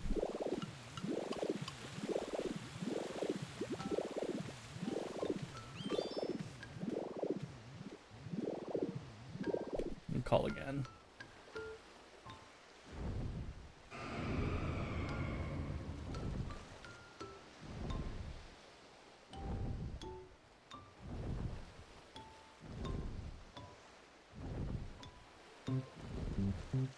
There we go.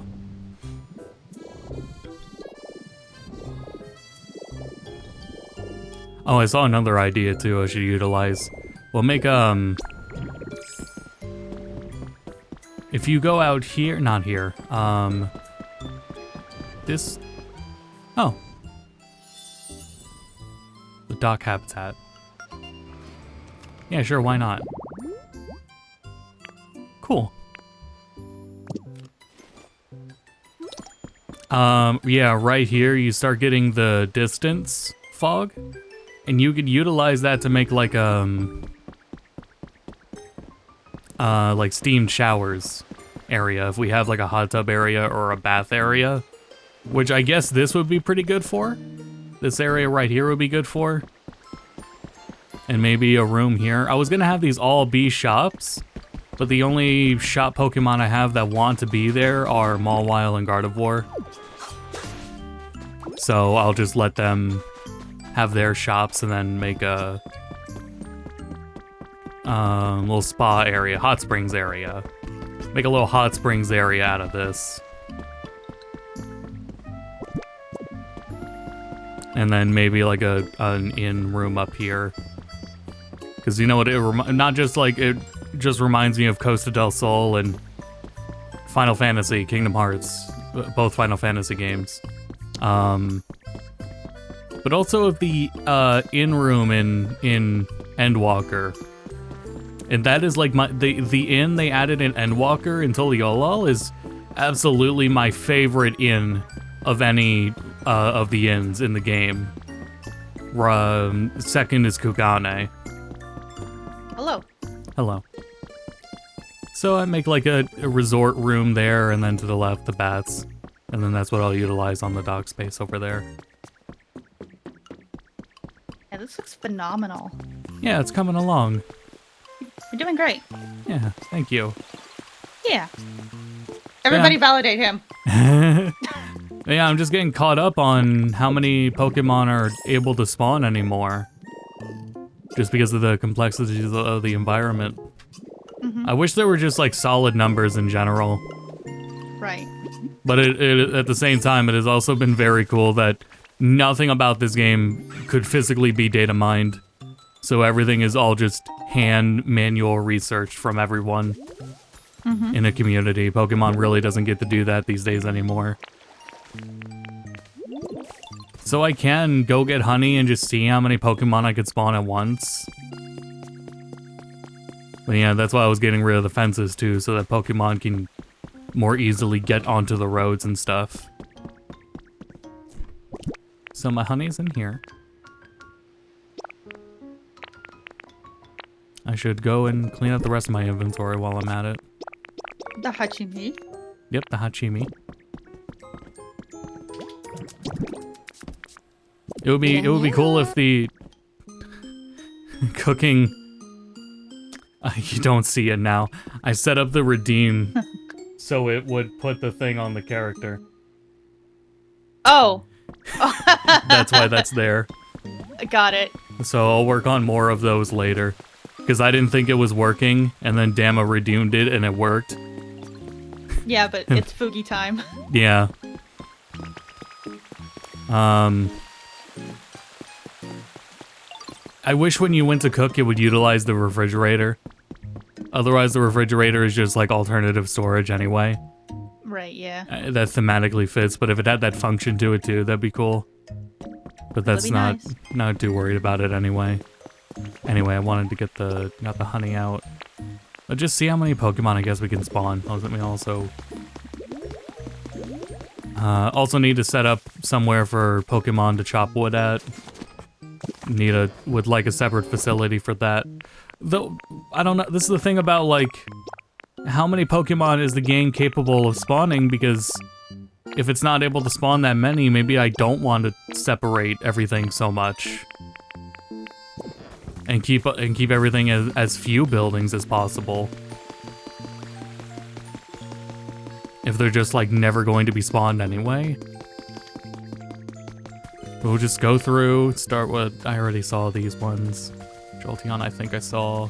Scorbunny, haven't seen in a minute. Poliwhirl.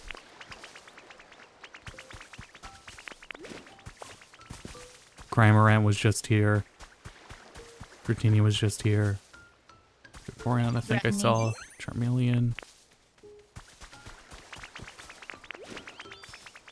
Sylveon.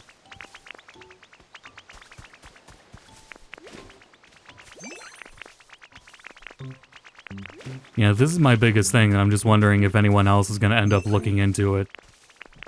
Is like how many Pokemon is the game allowed to spawn, and what effect does the complexity of the environments have?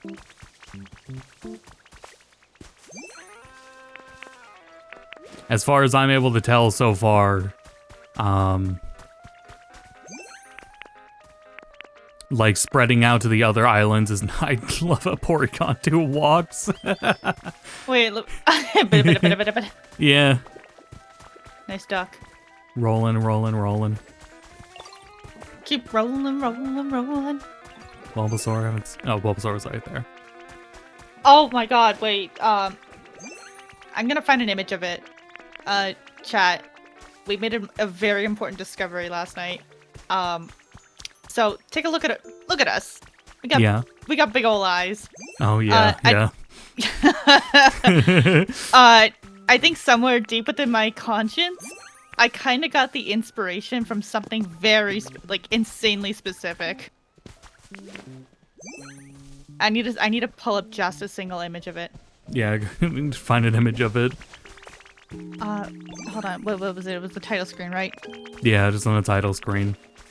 Oh god.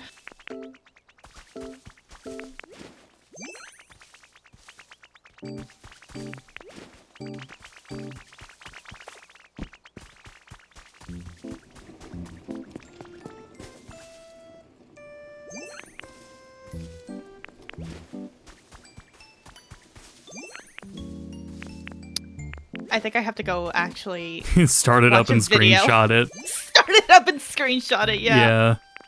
Unless I could just like watch someone else's video and do it there. What's up, dudes? It's Maximilian here. I don't want to spoil it. You find Tom's Let's Play.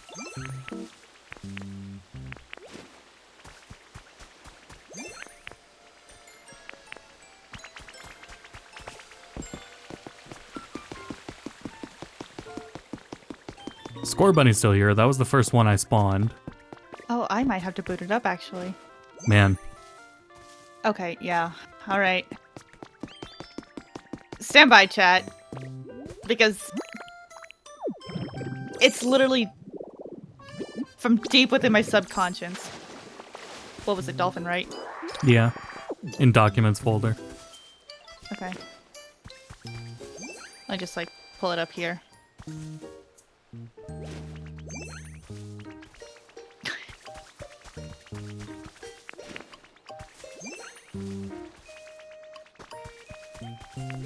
Get there's a Toys for Bob logo here.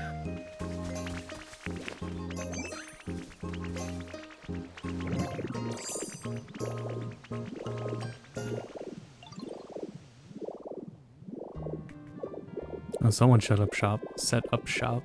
Shut up, shop. Mm. Telling me when I tell the shop to shut up. Nah.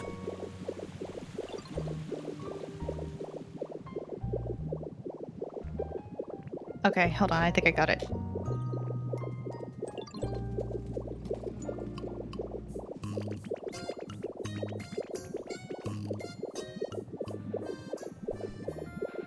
Like Poliwhirl. Where did Poliwhirl go? Yeah, this is like limiting, man. It's really just, let's see. Okay, I got it. I'll put it in here. DMs. Right. Let's see here, and then I go here and here. God. It's so ugly.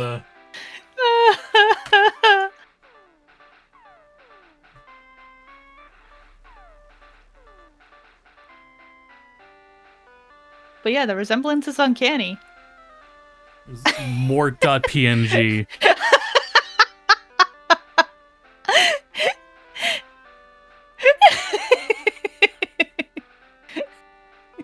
This is what we're playing now. Forget Pokopia. Ew! Oh no! Oh, he's not allowed to sit with us. What are you doing? He can't sit with us. There. He is a little distance. 6 feet more. 6 feet more, alright, buddy? Don't call him buddy, he's gonna think it's true.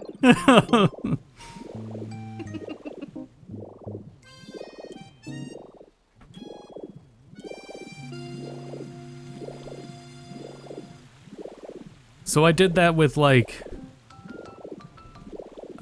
60, I think around 60 honeys, so I can spawn like only like 20 Pokemon at a time. And we have 60 on this island. And like, let's see if like anyone spawned over here.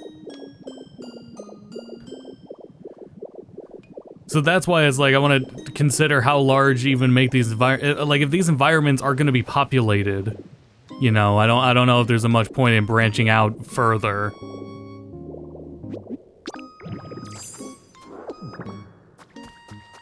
Otherwise, what I would rather do is just continue separate, like make an even amount of Pokemon between all the areas. Do the math on that quickly. There's 5 areas total, plus a Cloud Island. And there's 300 Pokemon in the game. I did the math wrong, hold on. 300, 5 by 5, 60. That's not happening. Dama, what do you mean by that? You know what? Don't tell me. What if I keep doing like multiple Cloud Islands? Because you can have multiple. You could. If I cared that much. About dividing 300... Wait, that includes the legendaries. Well, close enough anyway. 50 Pokemon, still too much.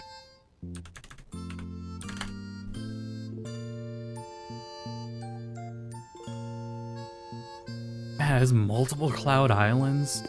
Just for like... You can't even get rank 10, like with... Well... No, to get rank 10... You can't do that without at least like 40 Pokemon. Maybe you could? You could, because again, it's just a matter of making sure at least like maybe, what was it? It was like somewhere between 5 to 10 Pokemon having awesome habitats. That's how you get to rank 10. Oh, okay. If that's all that's needed. Because yeah, in the one video we saw... Did you forget the videos? It was the more Pokemon generally in the area in total reduces how difficult it can be. Oh, so yeah, agree. Chef Dente is homeless. No, but go up. Yeah. See that? Yeah, you want to make sure that their habitats are awesome, and that's what'll get you to rank 10 a lot faster. Mm-hmm. Yeah. So the fact that it's like you who told you that like having more Pokemon in the area. In the video you sent me. Which one? That was like the other half of the video was about, the part 1 was about the awesome habitats. Yes. And then the second part was, it was like the total amount, because what can happen, it has to work like that, because if it didn't work like based on the number of Pokemon, you could start inviting Pokemon over and then your environment level would inherently go down because you would start spawning average to homeless Pokemon. But that doesn't happen because there is just there's something that makes it easier just having more in the environment in the first place. But the main goal is still to have them be awesome in the environment per Pokemon as high as possible. Yeah, but again, you can do that without having to bring in all those Pokemon. Yeah. I mean, so it'll go down. Like, that's what I'm thinking about now. Yeah, it'll go down the more you bring in and the more you have that don't have an awesome ranked home. It's so easy to do, though. Yeah. You just gotta make sure that they're hella comfy.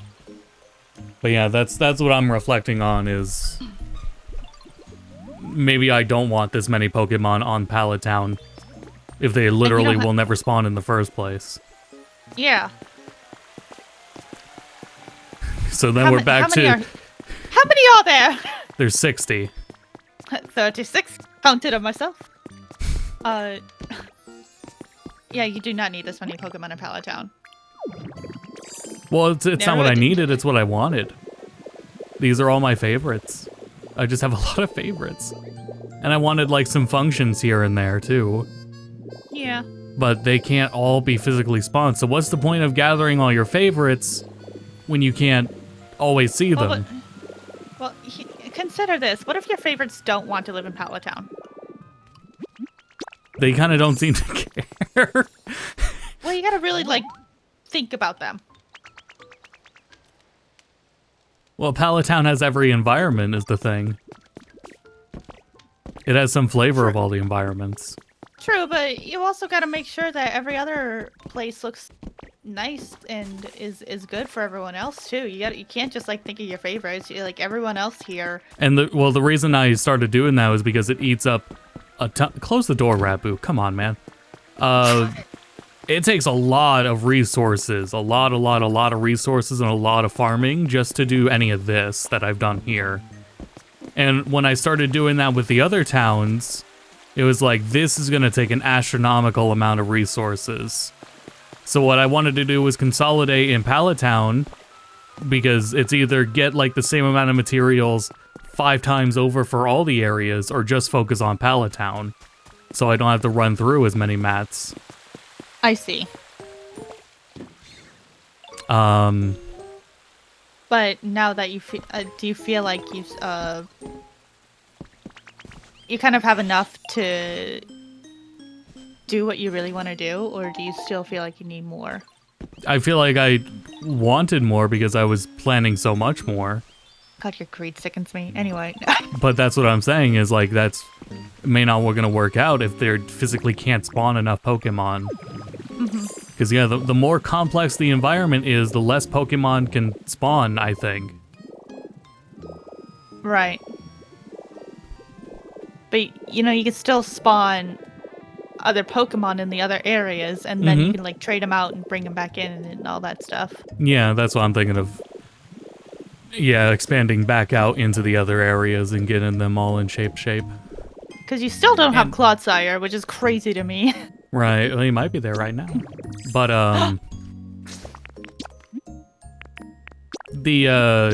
what is it? I turn this light off since I'm not on camera. I can't reach the switch anymore. Can I ask a favor? Huh? Can you kick Mort out of here? Whoosh. Oh my god! Yeet! What was I saying? I'm sorry. Yeah, we'll probably grow out these other areas since they all serve a function. It's just, it's been nice to also play the game without going through loading screens. And not having to sit through them as often. The only time the game has to load is just for starting it up. And like even going into the main house in Pallet Town doesn't take that long at all. But I'm thinking about more is just refine each place, but just stay to a really small, like, confined area of them.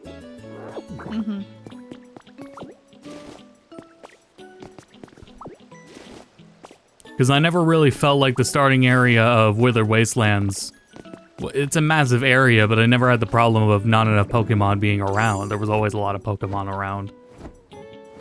You know, this isn't really something that started to be a thing until I started all these complex things going on in Pallet Town. It's not even really that complex yet.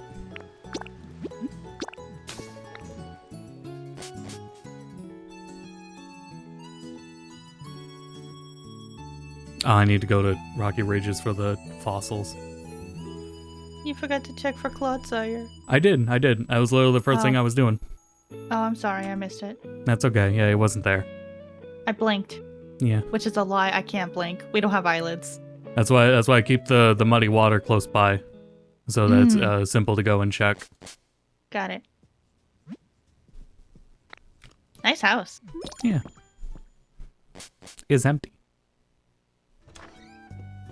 It's free real estate. No, whatever this Pokemon was.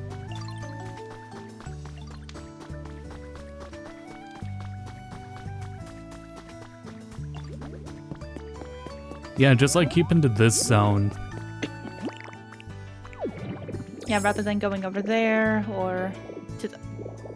Bellossom. Is that Maractus? Oh, it's Bellossom. Look at that dead mushroom. Leaves. Leaves.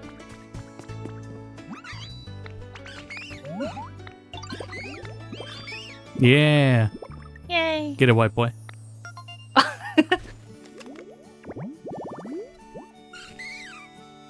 Cool.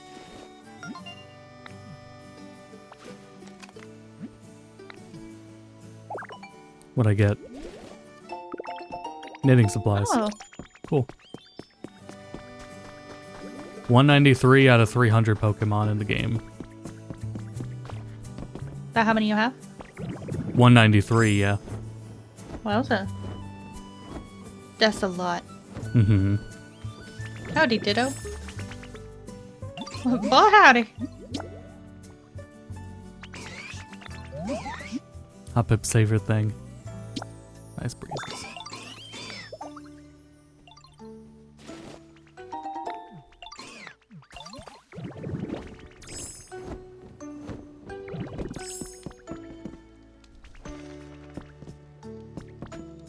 Yeah, I feel like I would enjoy my time more if it was like, oh, let me do that math again.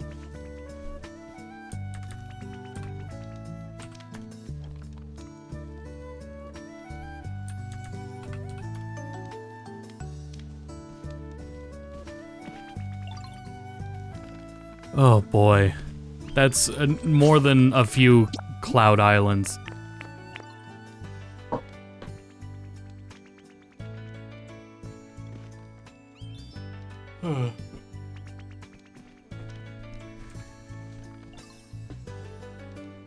I don't know, I'd like to find more details about, like, if people have found how many Pokemon can be spawned.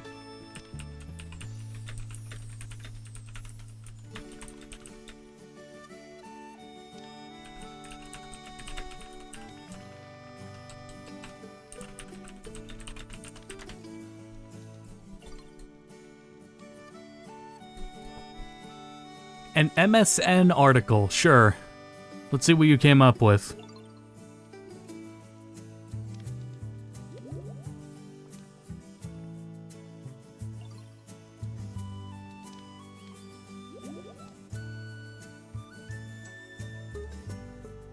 I don't know where the MSN writer got it from, but they say 20 to 22 Pokemon. Oddly arbitrary number.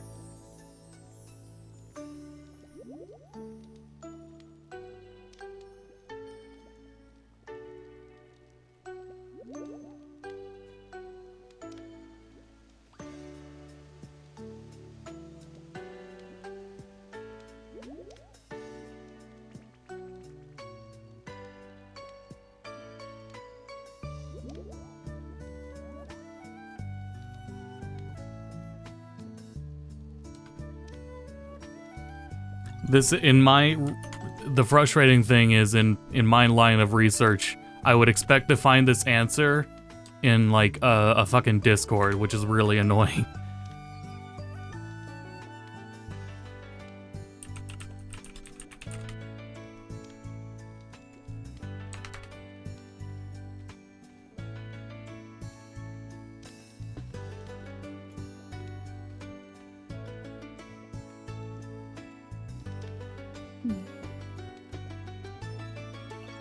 It was like one of the things that bothered me about like some of the more like elaborate Animal Crossing like customization and things people did was a lot of it lacked functionality and was just for like pure, not even for your own visual aesthetic, but for people online to look at in still pictures. It rarely, like, those things that are more complex are as good to just play in, especially if they're only like paths that are only like 1 block wide. They're really annoying, and if you go to them on Dream Islands, you know that they lag the whole time too. And I'm feeling that here with like people make these like beautiful areas, and really people aren't making, and many you see online, they're not making them too huge. But it's like if you did a whole island full of those sort of elaborate creations, you're just not gonna have Pokemon utilize them.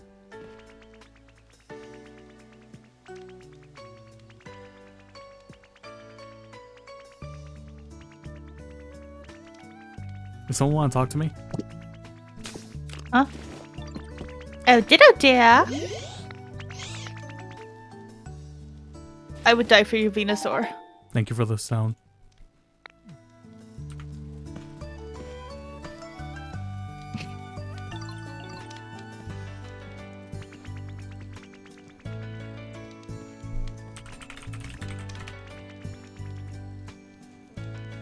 I think maybe it would be the best idea is what's the minimum for rank 10.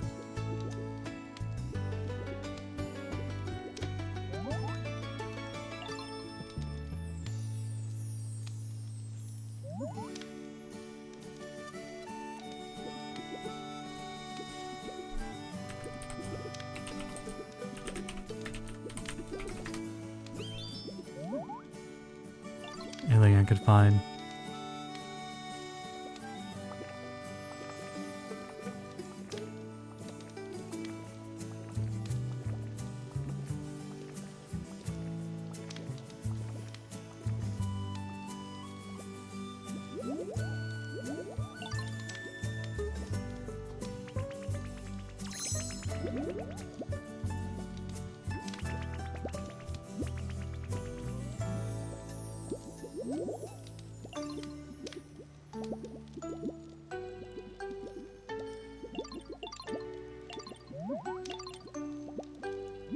When do you get to drop a meteor on them like Sim City? You don't.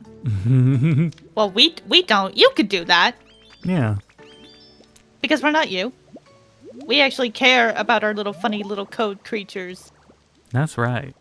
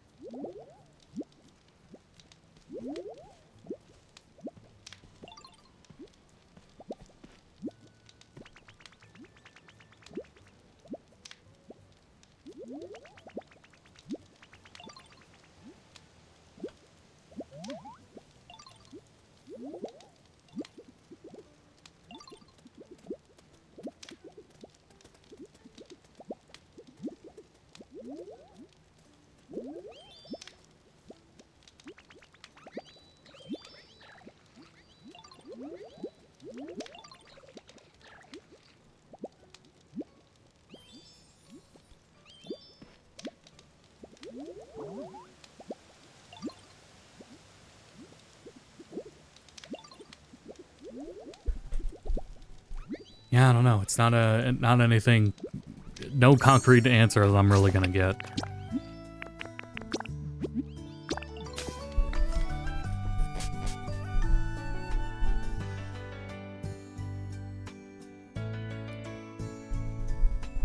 It's more like Pallet Town is just that big if you want to, well, okay, you gotta restore the, for restoring the altars, that makes sense that they're that large.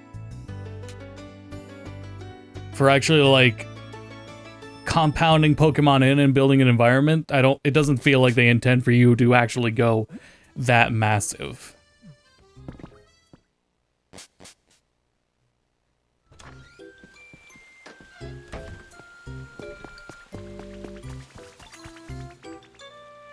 At least I went through the effort of spawning all my favorites. Right. So they'll be wherever they are.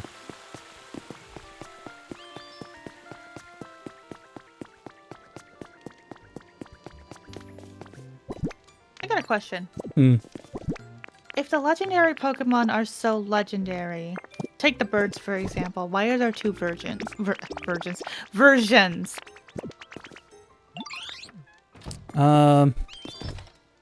I guess because of just whatever the mythos is behind them in general. Hmm. You know, like they don't have to be rare to have like an interesting mythos or lore. So when are we getting a Rayquaza variant? Any day now. In the Oris remakes. Well, I mean, I guess again. Yeah. Run it back. I guess. Let it ride. I guess Rayquaza isn't also like that special because the shiny has been seen in the anime. So. Right. I have neat stuff here. What do you got? Yo, is that swine? Oh my god! Where's my water? Let me get some fucking twine. Thank you. Are you kidding me? Hey, wanna have a look? Hey, you got twine? This guy's a fucking addict for twine. No twine and no buy. Damn, that's illegal to do that, you know. Not in Egypt. Oh, she quit. Well, all right, fair enough. You know, I almost like spit all over my computer again. I was taking a sip. Oh my god, she quit after that. She rage quit. Damn. That was her life that she was trying to sell. And you fucking took that away from her.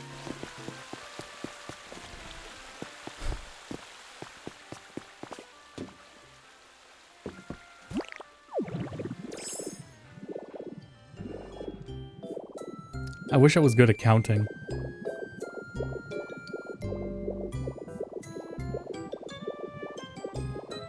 Saying that and then seeing your Fugi say that is crazy. I wish I was good at counting.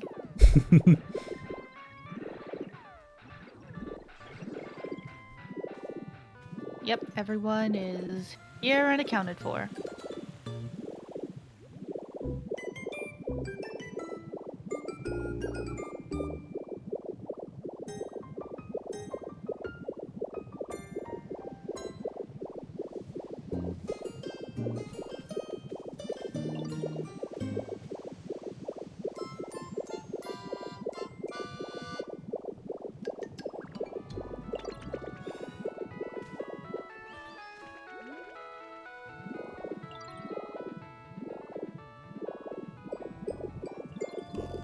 You think you're gonna want to spawn in every Pokemon?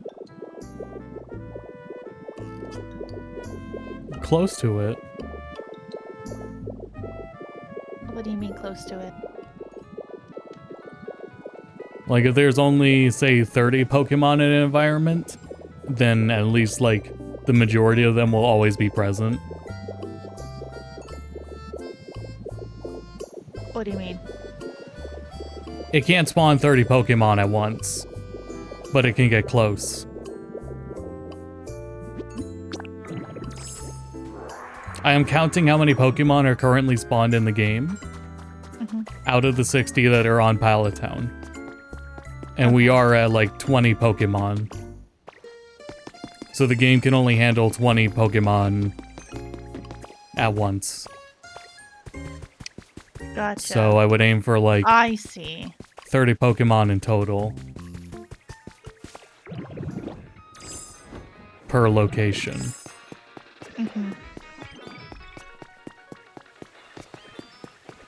That is until, you know, the DLC eventually drops. Right, but at least that would add more Pokemon anyway. Presumably. Right. I would sure hope it would add at least 30 Pokemon.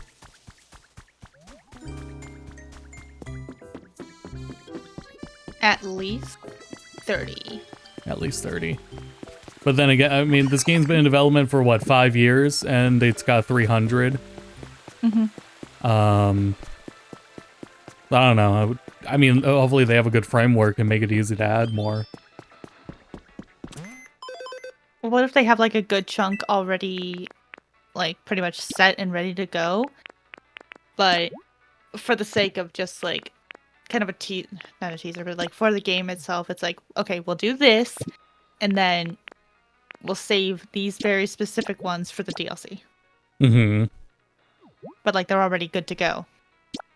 That would be nice. It's possible.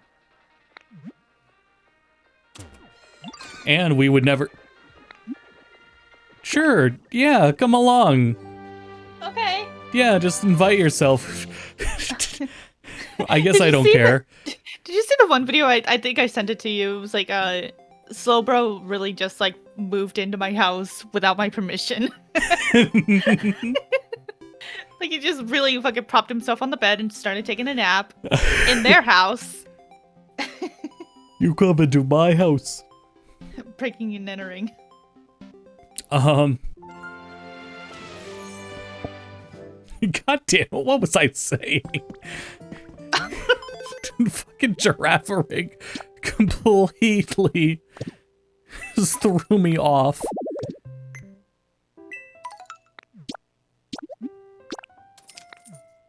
Damn, 20? That was nice. Confectionery wall, right? Yeah, absolutely. Only 5, that's fine.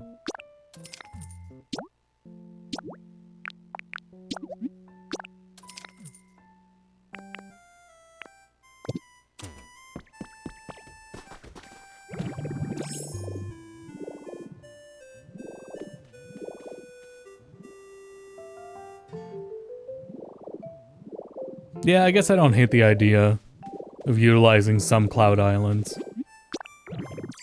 Right? Like, let's see here, hold on.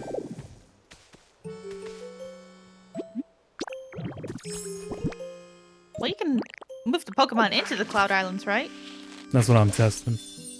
Okay. Ooh. Nope.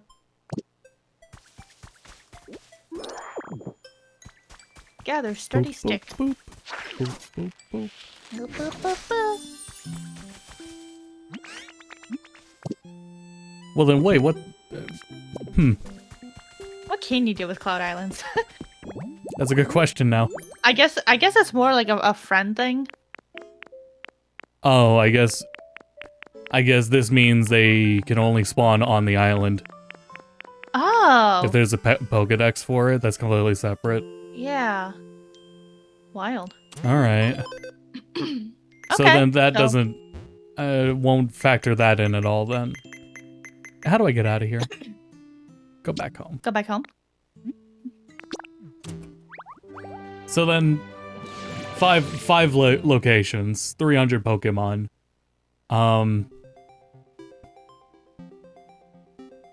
That's already too much. Yeah. That's not splitting them up enough.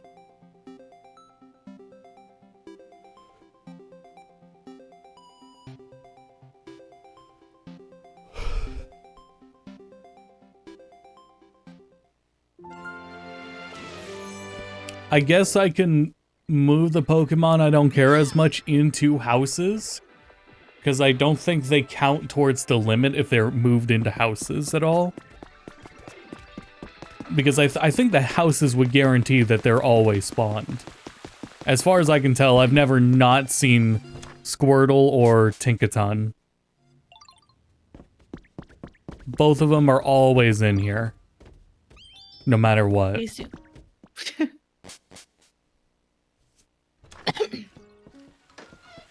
So if I do want to prioritize some Pokemon, I could just simply not move them into houses.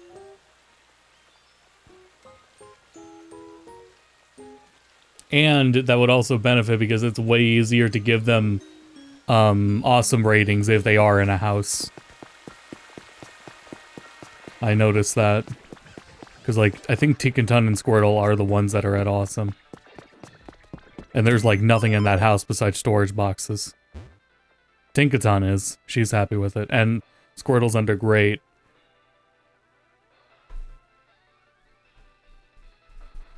So filing them into houses does help with that a lot.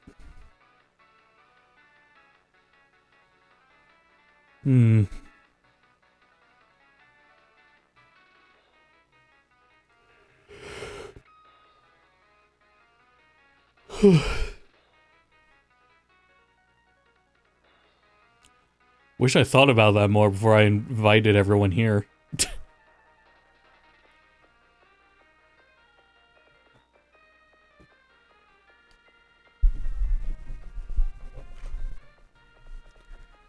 But it is like, if I do want to...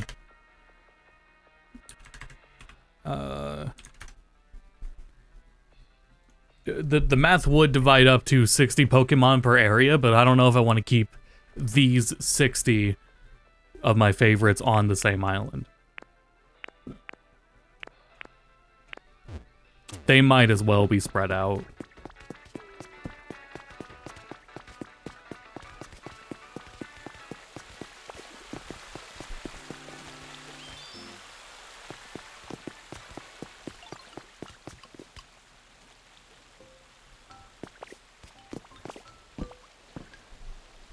I guess it goes back to the compatibility with each environment.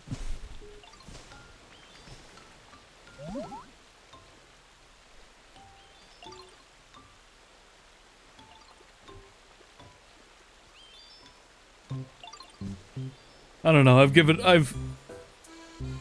I'm glad I've done all this reflection on it. It gives me a better direction to go in, but I did just give myself a lot more homework. Oh, she's back.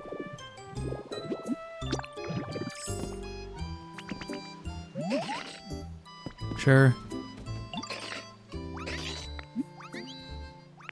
Trade time's over. Is that what she said? No, that's what I can say. Oh!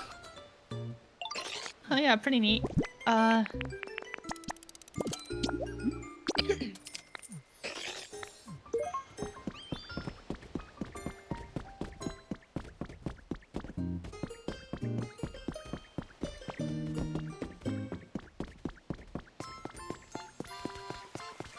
How many Pokemon are left in Withered Wasteland?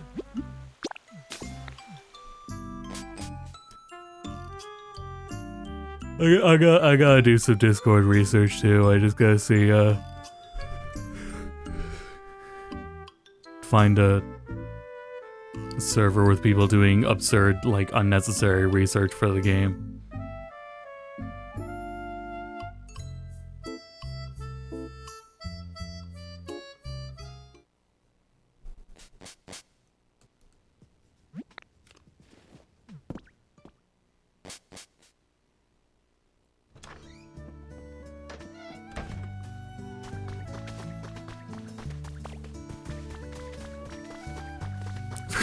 Frig was still here. Go on, buddy.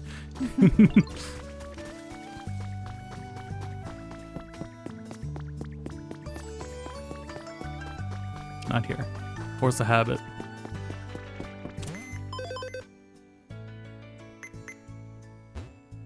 Still 42 Pokemon here.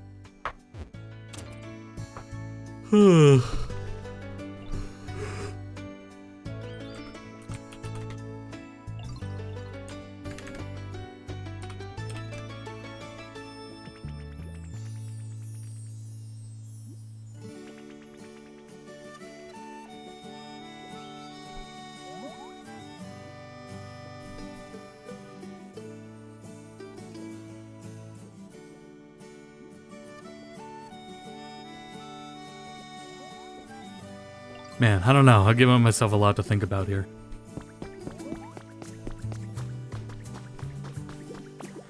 And it just gets frustrating that I don't know how much I want to branch out on Pallet Town now. Because if I do want that cozy beach aesthetic, that's what the beach is for. Bleak Beach is for. It's what Vermilion City's for.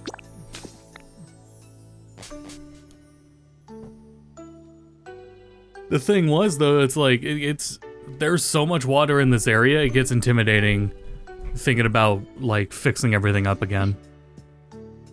Like, all the roads and paths. Especially because some of the bridges out there don't have, like, it's up to you to, like, where you want them to go.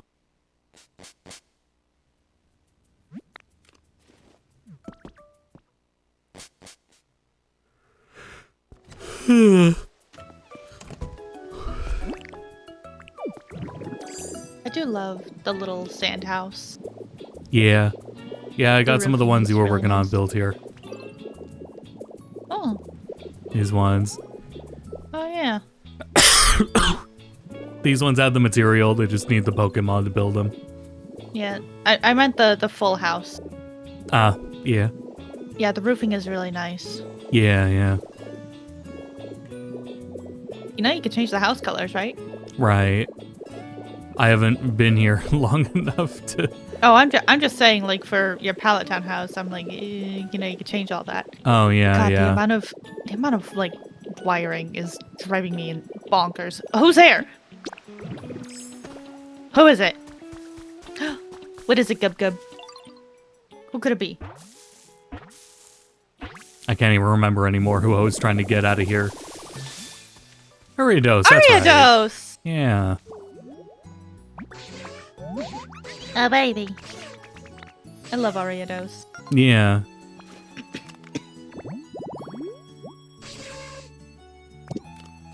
Long legs Pokemon.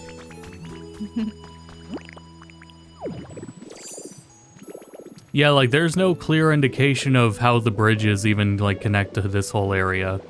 No. So it's kind of up to your own interpretation. Well, it was a port, so... Right, that's true, too. Gonna just do whatever, yeah. Also, whatever rot hit the planet that made the humans go away, it hit this place pretty hard. Yeah. But it left the ship. Yeah. Yeah, at least now we have the means to get rid of all the utility poles and everything. Yeah, thank God. That's what I meant, yeah. You're gonna want to feed Ditto soon. I made it. Oh, Jesus. Oh! He floating. Anyone want to sell to me? Oh, Dino!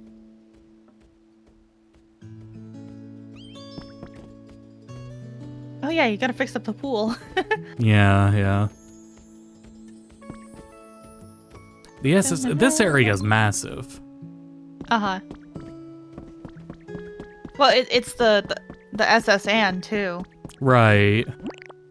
And then it's like all this space, even if it's all just water, like all this space here. Mm-hmm. And even like the Did you core town is pretty massive. Did you see the pirate ship someone built? I think I did, yeah. Fucking cool as hell. You got a little island over here too. I think this is just like at the edge of the environment though, but still. Mm-hmm. Yeah. Oh yeah, I was thinking about like the hot springs out here.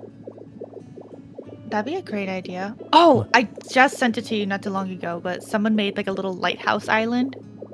Mm-hmm. Really cute. Mm. And then there's worth all considering. this.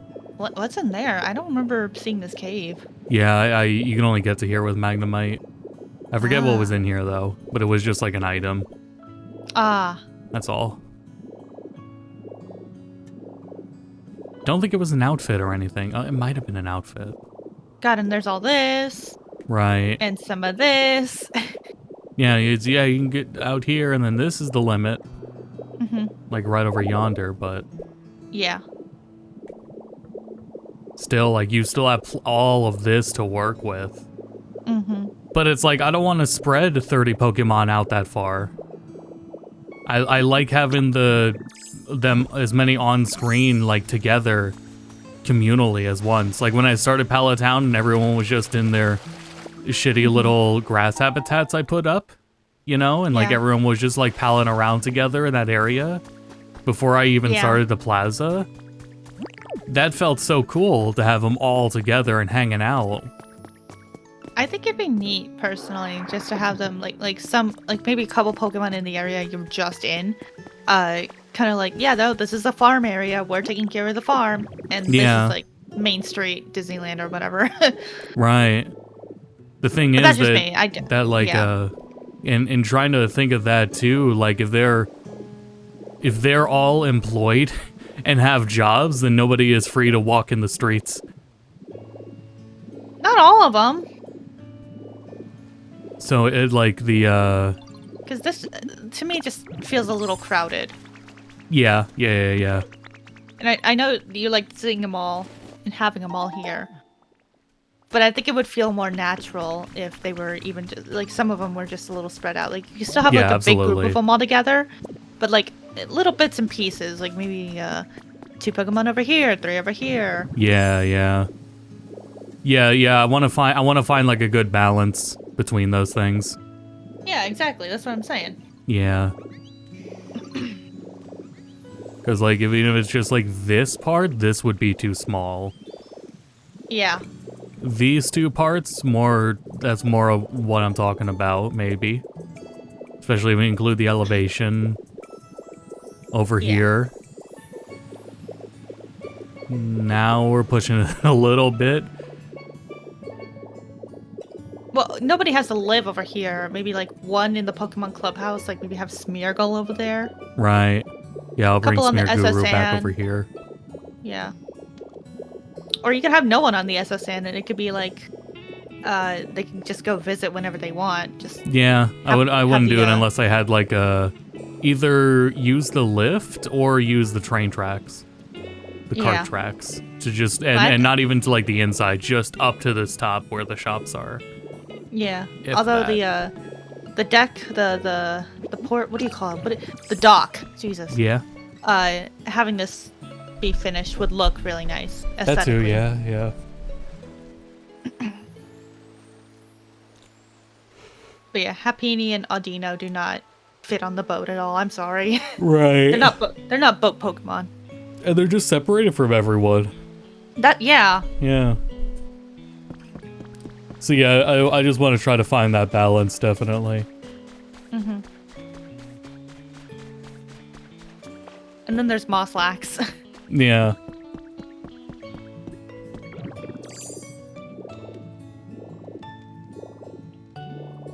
The eggs are going to sacrifice themselves.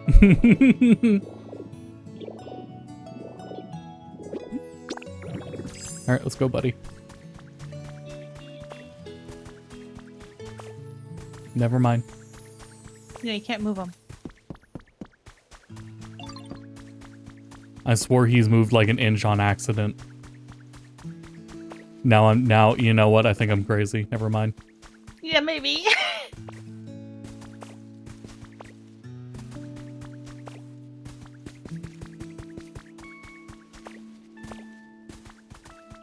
I'll let him be.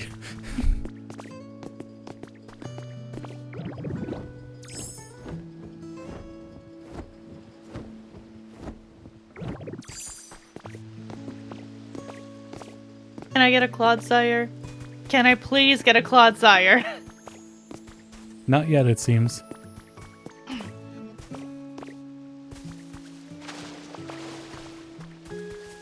Oh, did I not do this right? Well, I know this one's working.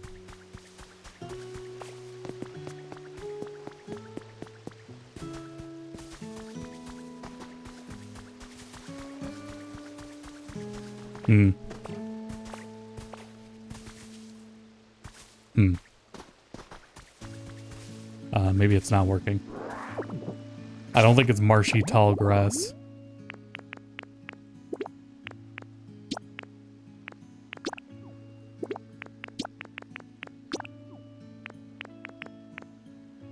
Oh shit, do we even have him sensed though? So I'd have to go and look at Cerebi. But I mean, it's the same as Wooper. Oh, it is marshy tall grass. Here. Okay, so it is right. Yeah, there's like a bunch of these, but it's a rare spawn, so... Opa. I gotta bring him back.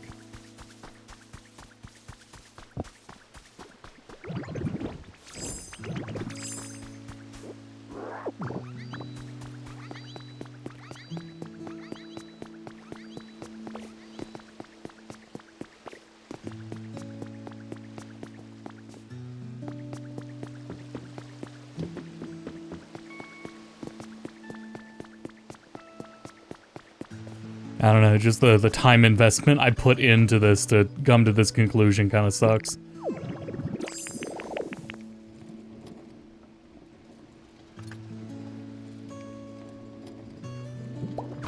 There we go.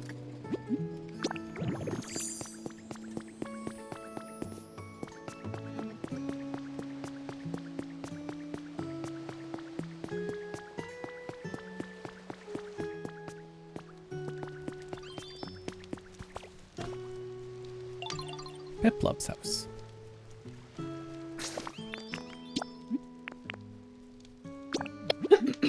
Excuse me.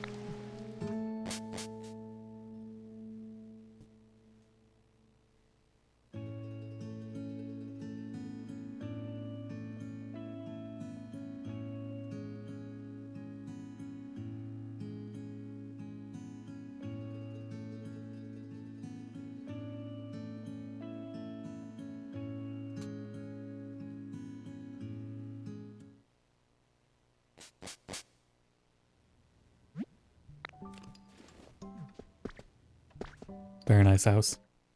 I think I had someone living here. I think that's why I did that. Maybe at one point I brought someone in. No, it was just for myself. Right, because I was just trying to get the rating up here. Yeah, to 6.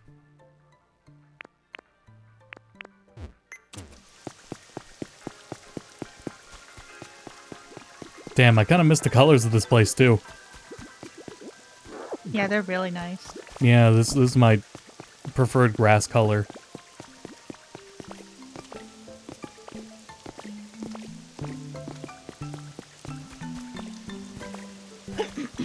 Oh man. Oh, this whole time I've had Madagascar open.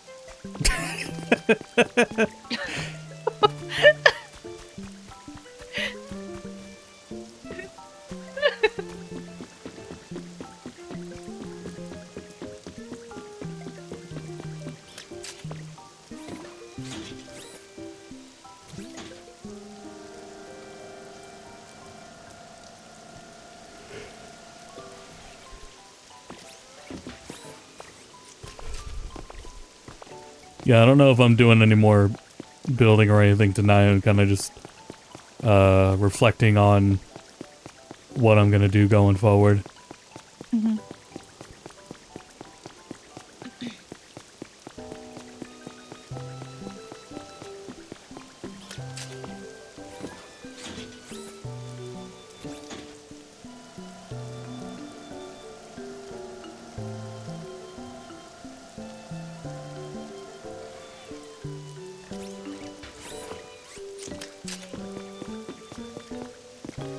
The thing with it is, I've always, like, what is it? So I had lived in my, like, childhood bedroom for a very, very long time, and I move shit around in it a lot. Always just to, like, get, like, a different feeling. And also, depending on what I was, like, up to at the time, or what my computer setup was like at the time.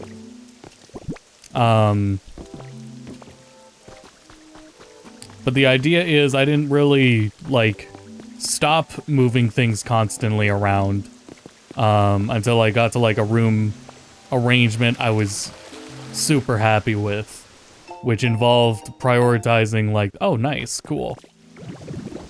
The function of everything I want to use. It's the easiest setup for my PC and space. Supports streaming. Better position for the bed and everything. Access to like most floor space. And it's these factors that I don't realize I care about until I'm like annoyed by it being a problem or a slight inconvenience. Just like thinking of things about the room that really bother me that I wish I could like change to just make easier on myself. Feel like, wouldn't it be more convenient if I did X, Y, or Z? And it just like shapes over time. And I've was like so like in the last few years really with everything I've done for YouTube has been like the most my stuff hasn't moved around. And it's like the I stopped moving things around when I you know I didn't move anything for like 5 years when I used to move them like for every couple months. I stopped doing it because there was no reason to move anything else. Everything was where I wanted it to be and was in a convenient spot. And it didn't feel like a nuisance or burden to do anything or deal with anything. So that's where this like focus on priority comes for me. And then it's the same thing with Animal Crossing, and especially in New Horizons, where the island setup I got for Inaba is so like it's not faithful at all compared to some other like ways people have recreated Inaba, or just made like rural Japanese towns in general is more faithful from other people. But I have it the way it is because it's so like functionally beneficial, and that is just like I have no desire to really change anything or swap anything out or move anything because everything is just in such a nice like organized setup. And it's all dictated by like the game's mechanics and functions. Things like also minimizing the quote-unquote hidden areas so that like Flick or the other one, the fishing dude, when you need to go and find them on your island, I don't have to worry about them being behind anything because there is no behind areas. Same thing with like growing weeds. If there's weeds growing anywhere, I know where they can't hide on me, basically. Things like that. If there's like villagers around, they're not going to be blocking my path because the roads are all wide enough. You do not belong up there. No, don't get nervous now. Go back up there. Back kitty. So, excuse me.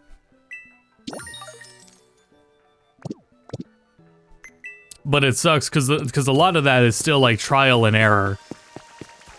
It's a lot of trial and error to like reach these sort of conclusions, and we put 110 hours into this game in total.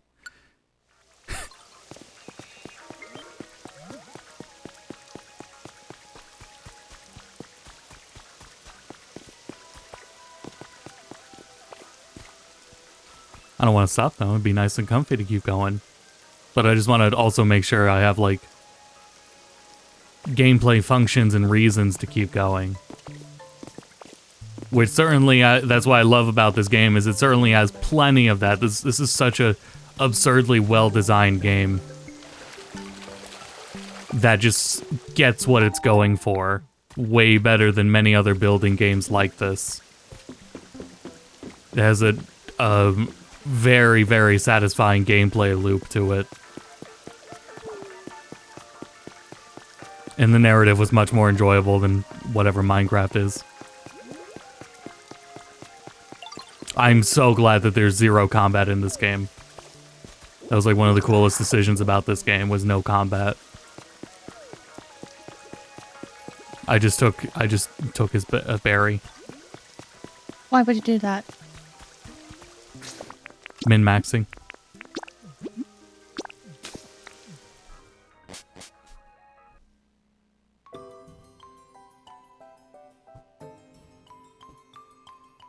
I don't know. I'll reflect on it more and deal with it more. Let's sign off for now, at least, though, because I just got a lot to think over and work out here. Also, get some food. Yeah. So thanks everyone for watching. We'll be back for Street Fighter tomorrow night, and yeah, like I was saying, the Mega Man Star Force collection releases next week. So I will have a stream ready for that. I'll be doing research as I can to prep for that too. But yeah, that's the plans for now. So yeah. Yeah, look forward to Street Fighter tomorrow. So thanks everyone for tuning in. And thank you for watching. Goodbye.